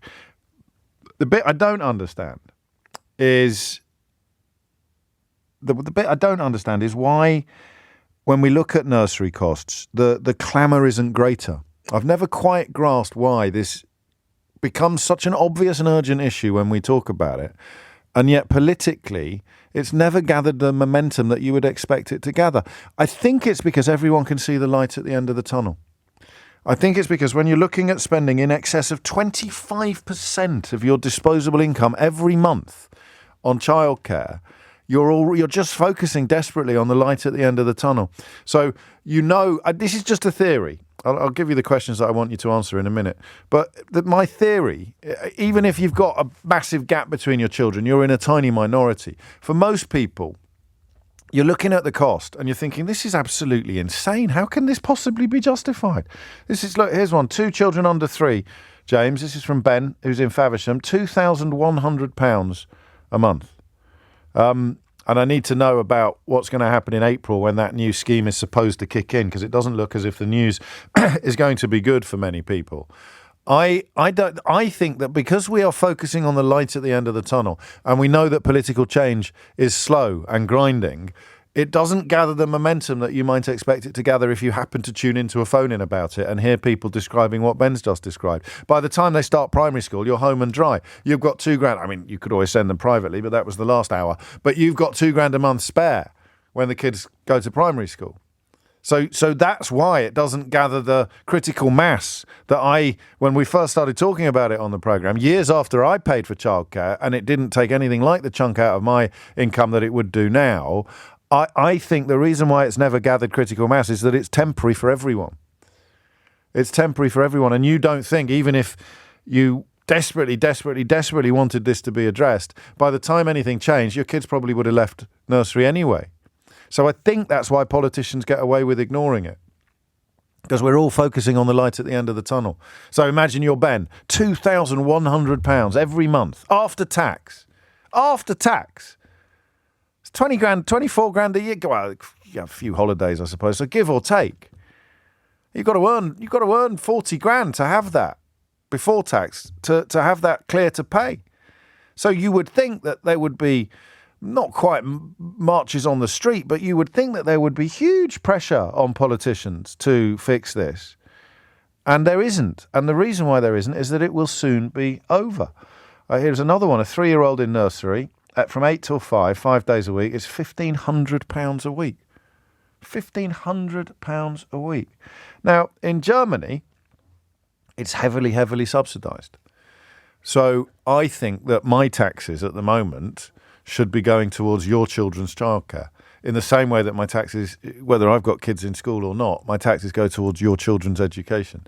It seems to me to be a social good that children get looked after. It's a benefit to the whole of society. But at the moment, it doesn't work like that. At the moment, you have to find the money yourself, and there'll be an awful lot of people who can't afford it. So, can we talk about everybody's different experiences on this one? So, I will begin with some calls from people who can't quite believe how much they're paying, and I want to know about the differences it's made to your life, because this isn't a choice. This is different from the conversation about private education. 0345 6060 973 is the number that you need. I want to know about that. I want to know why it is so expensive. And I know we've had this conversation before, and I know that you've told me, but it still doesn't quite land with me. How can it cost so much? 0345 6060 973. And then I want to know what is going to happen. So if you're in the sector, either as a supplier or indeed a parent, what's going to happen with Rishi Sunak's plans to expand the availability of it? It's not free, it's paid for, but not by you. So I think that's due to kick in any minute now, and I don't think that people are ready for it. So just shock me with the reality of your situation. Tell me how your life is adjusted to accommodate this extraordinary cost of childcare, and then whether you're involved in it or not, together we can try to work out why is it so expensive compared to other countries like Germany, and also compared to where it was 20 or 30 years ago. Hit the numbers now, you will get through. 0345 6060 973 is the number that you need. I'll read this from Karen, because it's always important to recognise how unpleasant some people are. She says, 14 years ago, I had 2 kids in nursery. When I bemoaned the cost to work colleagues, the responses were, it's what you signed up for and you should have kept your legs crossed. So basically, you can't complain because you should have done your research. Well, I mean, that's simply not true, is it? You can complain that things are really expensive, even when you've got no choice but to pay for them and buy them. I just don't understand why it is so expensive here compared to other countries, and indeed compared to 14 years ago or 20 years ago. So that's it. That's your setup. Number 10's childcare plans are imperiled by rising costs. So we're supposed to be extending it by September 2025. Most working families with children under the age of 5 will be entitled to 30 hours of childcare support. This is starting next month in phases. It starts in April, and yet Quorum, the charity, have found that costs are rocketing and places are dwindling. So what is actually going on? And how likely is it that Rishi Sunak's whiz-bang policy is going to touch the sides of demand? Okay, there it is. 0345 6060 973. What are you doing? Okay. Are you changing your life to avoid paying nursery costs? Are you giving up work, making completely different decisions? Or are you absolutely crucifying yourself in order to get through this period of time, at the end of which your children will be going into the state system and you will be able to keep that money again? That's what I want to know. I want to know the impact that the cost of childcare is having on your life, whether you're paying for it or not. 0345 6060 973. Hit the numbers now. You will get through. It's 12:14. So I tell you what we can do. Like, we can do what we did with school dinners. Patrick's already started. He's in Denmark. My childcare per week in Denmark is 155 GBP, British pounds. £155 per week. So do me from other countries as well, wherever you are in the world. I suppose most obviously other European countries, but just drop me a text or send me a WhatsApp. That's what Patrick has done. So 0345 6060 973. And just tell me what it is, because in this country, it could be 10 times that figure. And then we'll try and get to the bottom of the why of it. So what are you paying elsewhere? That's just for WhatsApps, 0345 6060 973, or texts, 84850. And then on the phones, we'll look at what's going on here in Blighty and what is going to happen when Sunak's plans kick in. They're going to work for some people, but arguably they're going to not work for more people than are going to benefit from them. Charlotte's in Worcester. Charlotte, what would you like to say? Hi, James. Hello, Charlotte. It's quite a long one, so I do apologise. So I'm looking at it from several perspectives, if that's okay. Yeah, okay, fill your boots. So I still do teaching, but I'm not a full-time contracted teacher anymore, but I've been teaching since 2004. I would like to stay in the state sector, just linking into last hour. But basically, education isn't childcare. So when you were talking about, why doesn't the state step in, from 12 months, 6 months, it's because nursery is childcare, school is education. No, I'm not stupid, Charlotte. I mean, crikey, I know the difference between it, but they subsidise it in other countries. So in Denmark, in Finland, so it does happen. And it's just, different things, but different but the same. Yeah, it's just that lots of people don't know that, and it's really important. Go on, tell me more. So the next thing is why does nursery cost so much? So if I go back to my daughter in 2011, it was costing £700 a week, was it, or a month? I can't remember. A month, something like that, I think, for 4 days a week. And that's a fraction of what it is now. Yeah, it is. And we couldn't afford it back then on our wages, and it was absolutely horrendous. But I look at now, my friend who's worked in nurseries for the last 20-odd years, and you look at how many people they have to have per child ratio, and it goes, there's less children per adult as they get older. But if you think they're only paying those people minimum wage, how much that's going to cost, right? And those people deserve a lot more than minimum wage. And they're there from 8 till 6, so there might be shift workers, like an early shift and a late shift. And you've got to have so many staff on.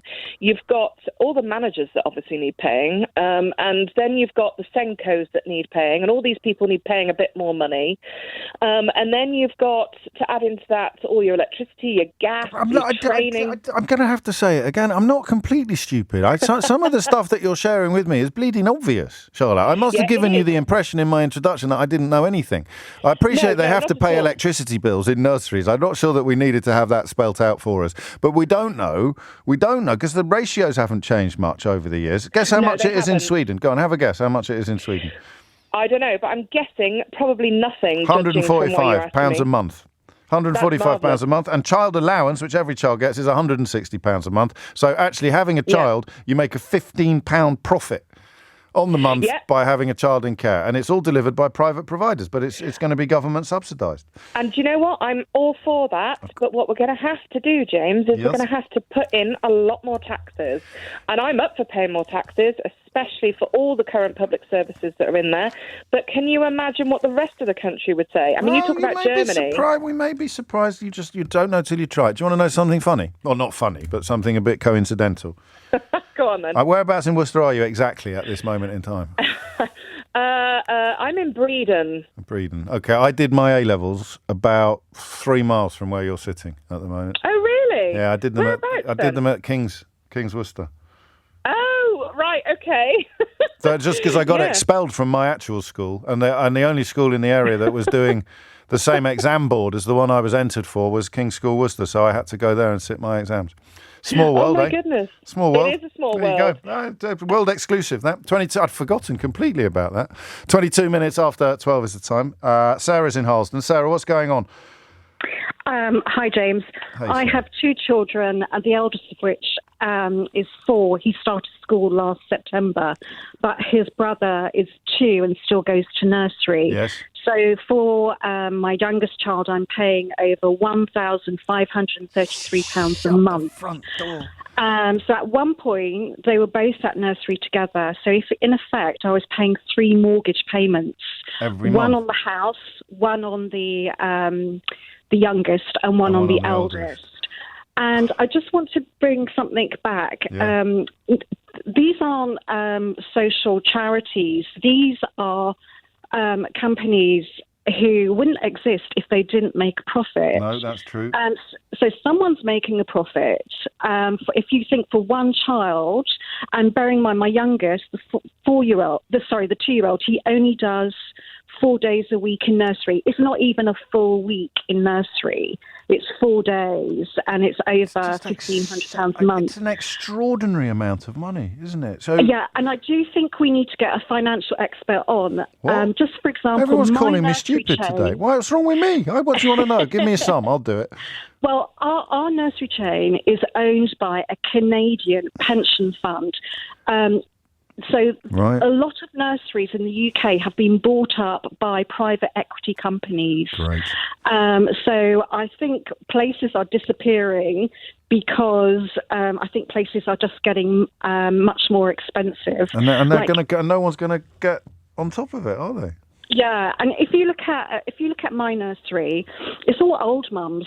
They're the only mums who can afford it.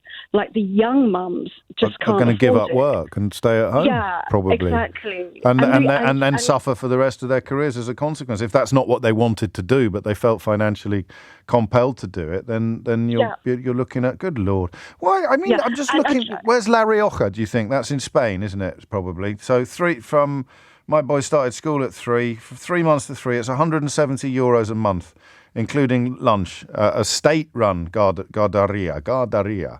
It's amazing. Right? We seem to have just sleepwalked into one of the worst scenarios in the world in this sector.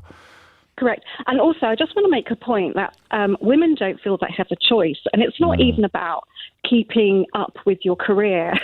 To be honest, I would love to give up work and just do this full time. But it's about your pension contributions. If you think like relationships, marriages don't last anymore. And that's the sad reality. Like, no one, of course, gets married and thinks, OK, we're going to get divorced at some point. But that's the reality. And there is so much pressure on your relationship. The biggest one being a lack of money. I have no disposable income. I can't get my hair coloured anymore, so I've got grey roots. I can't go and get my eyelashes. I don't wear fake nails because I just can't afford any of those things. We have zero disposable income. When your youngest starts school, you'll be a bit more solvent again. So you're that light at the end of the tunnel family that I was describing a bit. But say, for example, with the 4-year-old, now that he's at school, the school day is very short in comparison to the work. So I've got to pay for breakfast club. Yeah. I've got to pay for after school club. Of course, it's much cheaper than a full-time nursery, but you've still got those costs to pay. It's all there. And I mean, I don't know how alone you feel, but you're far from alone. Everybody's getting in touch with similar stories, and yet none of that touches the sides of your struggle. And it is a genuine struggle. And there are choices being made that are going to have impact for decades to come. I hadn't thought about the imbalance of a relationship breakdown. I'd love to give up work and look after the children, but if the marriage fails a few years down the line, then the imbalance in our status will be obscene. It will be huge because I won't have been in the workplace for 5 years. Thank you, Sarah. I'm just trying to get as many voices as possible on. Dusseldorf calling. The cost for a nursery school varies per German state, but here it is no cost to parents at all of income. Nationwide, you get €250 a month per child, regardless of your income. So that's a sort of universal child benefit, which we had in this country until David Cameron became Prime Minister. But in some German states, you have free childcare. I don't know what has happened. Were we not paying attention? I'm being inundated now with other countries. I'm getting too much. Southern Italy, my younger brother pays for my nephew €35 a month. 8:30 to 12:30, which also includes a snack and a piece of fruit. My wife and I are both NHS workers, and in going back 24 years, we were paying £450 a month for the childcare. 24 years ago, that wouldn't cover 1 week now at the same place. 28 after 12. Claire is in Faversham. Are you married to Ben?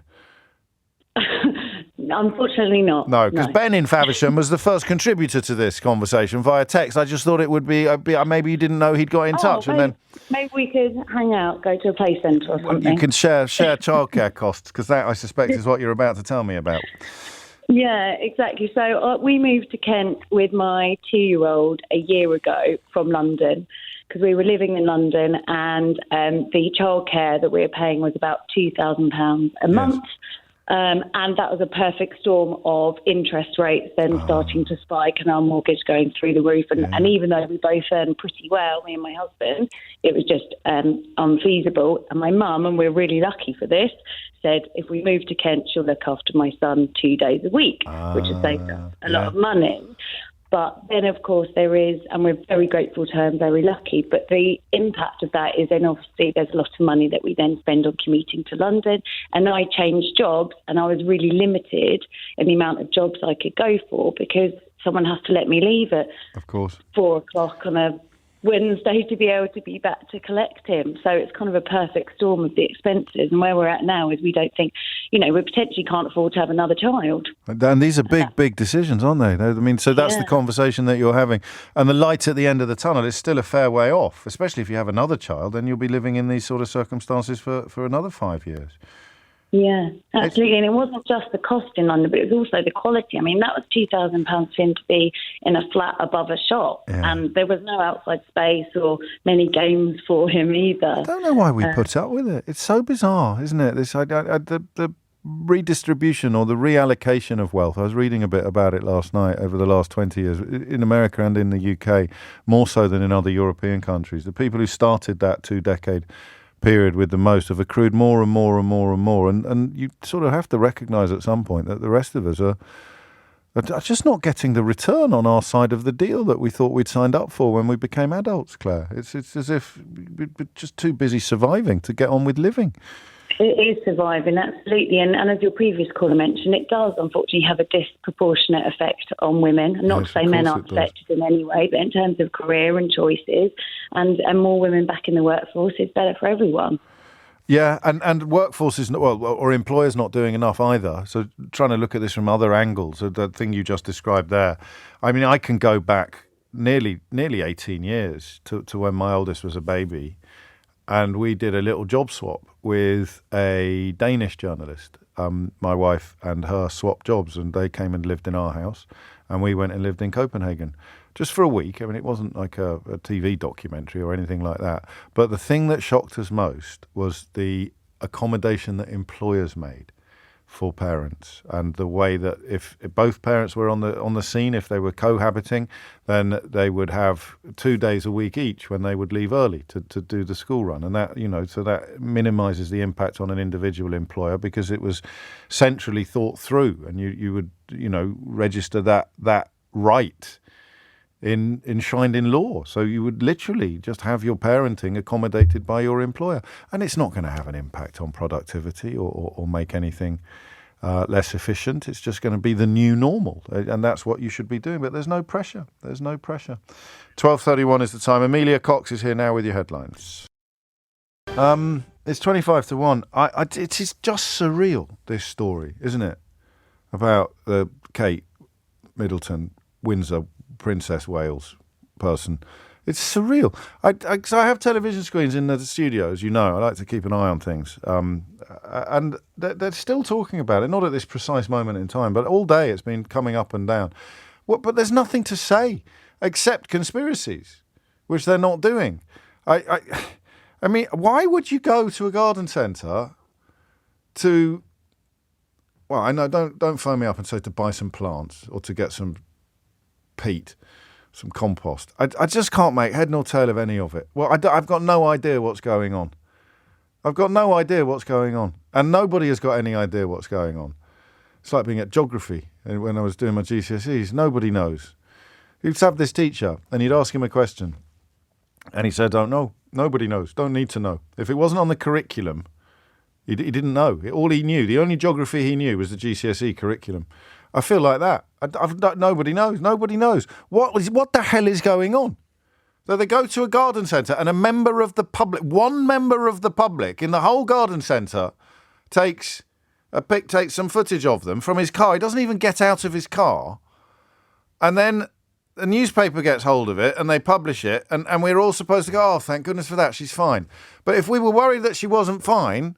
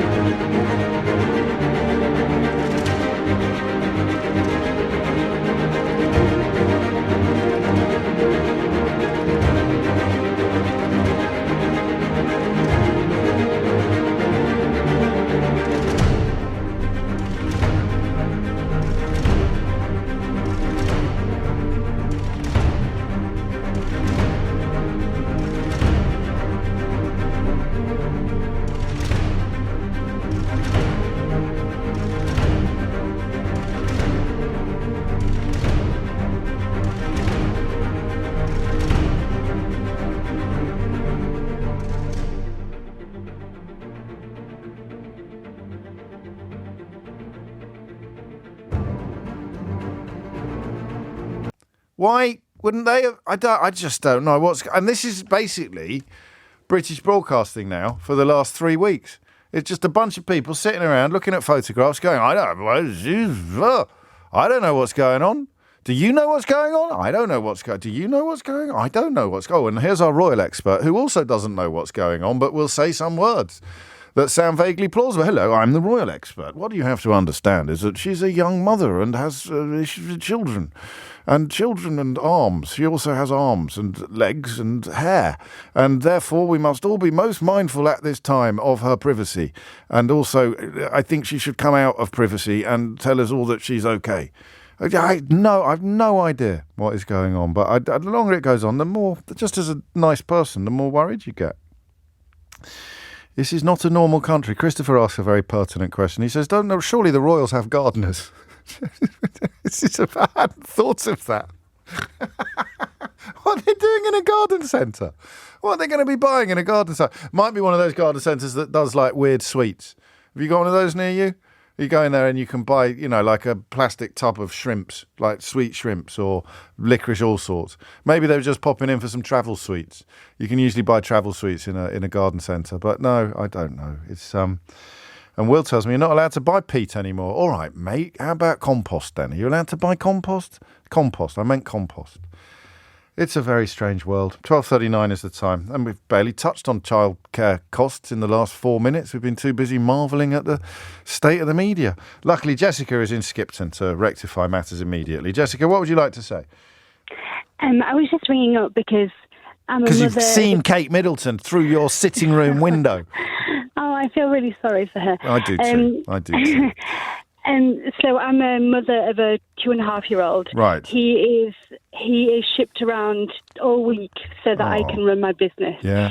He goes to my mum. He's in childcare. Well, with my mum one day.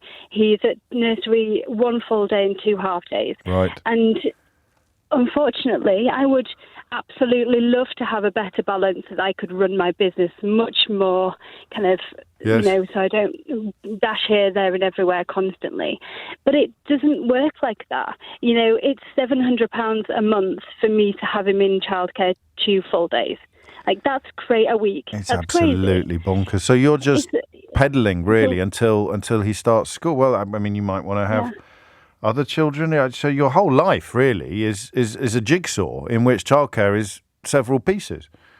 Yeah, so when the 15 hours comes in 2 weeks, yay, I'll actually have another 11 hours a week of working, which will transform my week. Oh, that's great news.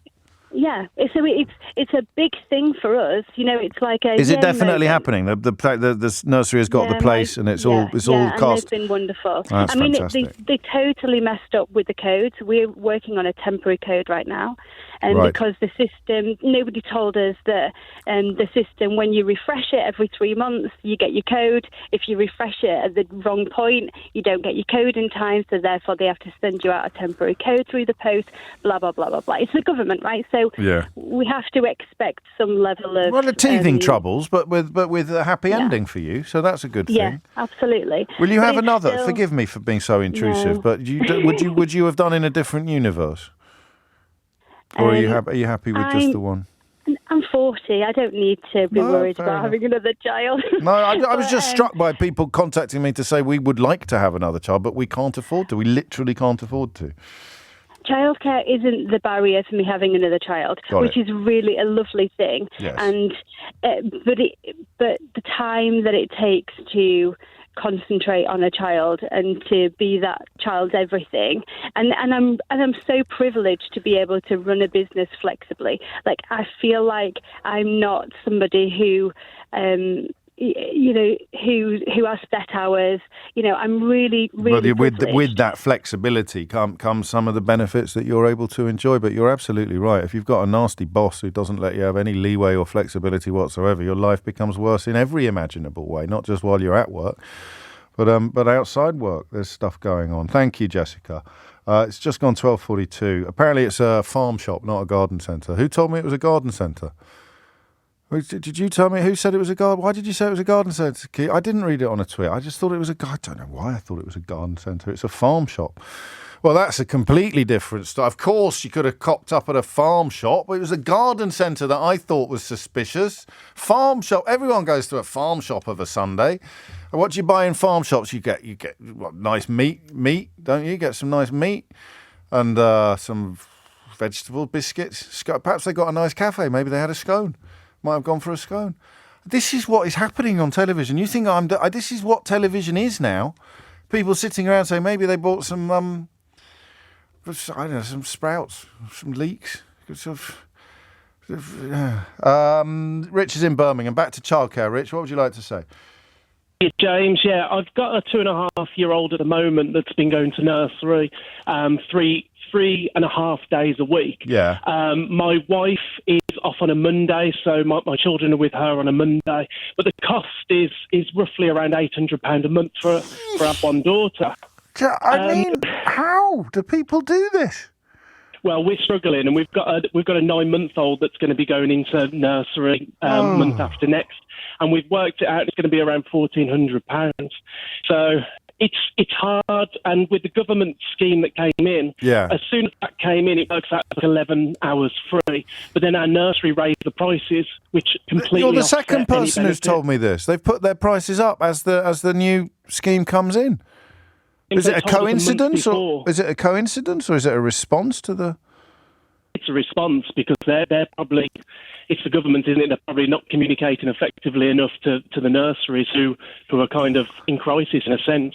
Your phone line's a bit glitchy, mate, but I feel for you because that's almost as if you're going to work just to meet your childcare bills and then treading water until they start proper school, and then you start being able to hang on to some of this money. It's all gone a bit Pete Tong over here. Apparently, it was their own farm shop. Now, someone's telling me. Someone has said that you are spreading. Why are you spreading misinformation, James? I'm not spreading misinformation. I'm just making some mistakes by accident. Is it their own farm shop? Is it in Windsor? So it's a Windsor farm. So it's their own farm shop. Do you think they get a discount? Do they get sourdough bread? Carl says. Admittedly, Carl is as qualified to contribute to this conversation as the average royal expert on breakfast television, so he could be making it up as he goes along. But it sells, hang on, Neil's been there, it sells stuff that the Windsor Park produces, like vegetables, game meat, and ham from their own pigs.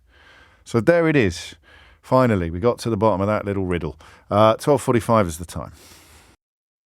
It is 12:49, and I wasn't planning on doing this. It's a sort of side order, if you like, to the conversation about childcare costs. But the continuing confusion about the Princess of Wales and the visit to a farm shop this weekend, which I've been surprisingly diverted by. Milo in Marlow is familiar with the establishment and says he thinks it's actually King Charles's shop. It's definitely not cheap, and it's got little turrets at the gate like a mini Windsor Castle. That sounds nice. Scott, however, has dropped some serious news. He thinks, looking at the number of bags, Scott thinks that they maybe did the big shop there. You can't do the big shop in a farm shop, can you? I mean, for a start, where are you cleaning products? You can't. And also, I don't think they do a big shop. Some people are even questioning whether it's really them in the footage. But, I mean, that's silly. It's not like they're going to wear their crowns to go shopping. But more scandalous would be the idea of doing the big shop at the... I mean, do you still do a big shop? If you live near a supermarket, you don't need to do a big shop. Maybe it's the same with a farm shop. If you live near a farm shop, you don't need to do the big shop. You just pop in and get what you need for tonight's tea. Maybe they're just getting tonight's tea. But Scott's had a really close look at the video, and he's adamant that judging by the number of bags and their apparent fullness, it would appear that they have done the big shop at the farm shop, which is, I mean, it's all right for some, isn't it? I tell you what, they're not having their lifestyle curtailed by childcare costs if they're doing the big shop at the farm shop. Rowena is in Barnet. I bet you don't do the big shop at a farm shop, do you, Rowena? Sadly not. No, none of us do. None of us do. What made you pick up the phone? Apologies. So lots of times you've done the phone in about childcare costs, and I haven't ever phoned in, although I've wanted to. Yes. And it just kind of got to me today because I have 3 children. Right. One daughter is at school, and I've got twin daughters. Oh. And they are with you 3 now. Years old. Yes, yeah. I can tell. I'm sorry about I'm psychic. the noise. It's lovely. It's one of the best noises in the world. One of the most lovely sounds in the world. Happy children. It depends how long you've had to. Yes, I know. I am aware of that. But so when I had my first child, I thought, okay, well, when I have another child, it was always a plan to have a second child. And then I thought, well, I'll just go straight back to work when they're sort of 6 months, standard. And then I obviously ended up with twins, which was totally unexpected. And then we investigated the cost of childcare and our local sort of what you call private nursery was £100 a day. Good Lord. Per child? Per child. Yeah, I hadn't thought about twins. £1,000 a week per child. Yeah. No, sorry, for both children. That's £1,000 per week all in. That is absolutely, that's just prohibitive. That means you can't, so what are you going to do? Yeah, so I've had to not go back to work, and it's not just not going to work. It's also the mental health aspect of you not returning to work. So I've been sort of effectively stuck at home with twins, and I know a lot of people will say they can go out, they can do what they want, but I found it very restrictive. Well, clearly, I think having double bubble is probably something that very few people fully understand, actually. Yeah, it's so tough I haven't, lots of people go to baby groups and they go to all these, things that they say that makes their motherhood experience worth it. But for me, the last 3 years has been totally restrictive because my children haven't been able to go to a childcare facility. And so it's all on you. It's all on you. Absolutely, all on me. I mean, my mum comes. Thankfully, my mum doesn't have to work. She has been able to come here most days to help me. Yeah. But then, so they've started at nursery in January, but then they had to delay it because they had glue ear and they had to have an operation and so on and so on. And then, so now they've started, but since they've started, they've never actually done a full day. Well, it will get better, won't it? It has to. That's what everyone Well, that's because we have to say something, Rowena, when you present us with this litany of misfortune. We have to say, well, it will get better. And it will. But you are another example. And who knows what impacts it's going to have moving forward, the time that you've taken out of doing what you might have otherwise done. Well, absolutely. I've been 6 years out of work. And so now, it's all the knock-on effects. You lose your confidence. You think, oh, gosh, can I do X, Y, and Z now? Oh. And so shall I just get the menial job locally? And that's all I'm worthy for. And then you don't feel worthy. No, I know. You should do, but words are cheap, aren't they? Cheap and easy. Yeah, and I think you've expressed your situation really powerfully, actually. The twin element is something that had never really occurred to me before. But if you're having an entire radio phone in about the difficulties of doing something, then for Rowena, you just double it. You times everything by 2.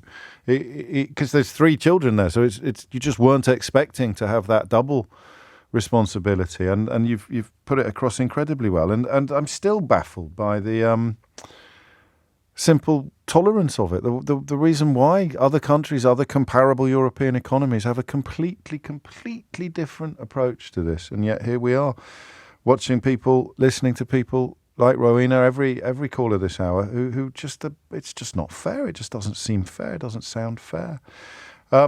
I'm still getting a lot of messages about the farm shop, but I don't know how many of them are taking it as seriously as they should. Alan's in Granada in Spain. He points out if you did do the big shop at the farm shop, you could go to Poundland or similar for all of your cleaning products and other sort of, what are they called? Those aisles. And so we should look out for those photos next, probably. 12.55 is the time. I don't know how you do it, the money. Listen to that. That's £1,000 a week. Just to be, how can people do this? Are you literally handing over almost more money than you earn for childcare for 3 or 4 years? Just knowing that when you get to the end of that road, then you'll be able to actually hang on to your earnings again. Mark's in Tunbridge Wells. Mark, what made you pick up the phone?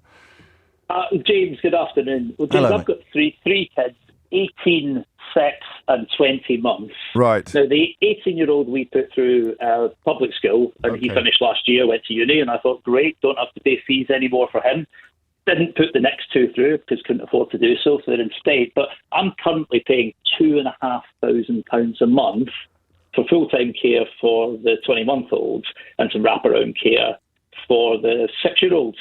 And there's some comments earlier about how this impacts on women. This has impacted my wife in the opposite way. I've had to hawk her back out to work again, which she's none too pleased about, to earn the salary. This is all gone a bit 19th century, Mark. So, because the way things balance out, you couldn't meet the costs without more income. But if she wasn't working, wouldn't that have taken away the need for the costs?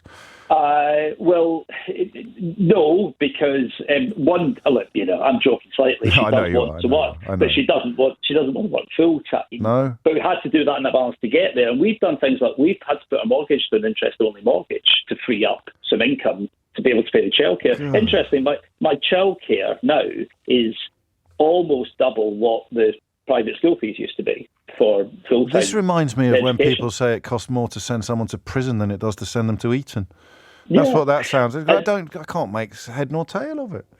The interesting thing, my wife grew up in France, and we're exploring going back to France, go to Bordeaux, and the same childcare, we've checked it. It would be just under €400 a month for exactly the same provision of childcare. So you'd be over £2,000 a month better off in exactly the same circumstances, comparable circumstances, just by dint of being in France as opposed to being in England. Slightly better in Scotland as well. Not slightly better, twice as good in Scotland than it is in England in terms of what your entitlements are. But goodness me. Thank you, Mark. Take care. And Rowena, if you're still listening, we really stumbled into something there with the twin element. Quite a few people in the same situation as you, feeling seen, which I sense is a bit rare. I also have twins, James. It's impossible to get them into nursery, so I now work part-time. My mother has to help on a weekly basis. For the mental health point of view that Rowena talked about, I've continued working, but I couldn't have done it without my mother. I'd never thought of twins as being I mean, it sounds like a stupid thing to say as being twice the amount of workers having one baby, but of course, in the context of childcare, it doubles absolutely everything. That is it from me for another day. We'll be doing it all again tomorrow morning from 10. If you did miss any of today's show, then you can listen back on Catch Up on Global Player, which is the official LBC app, and it's where you can also pause and rewind live radio. So do download it now for free from your app store or head to globalplayer.com.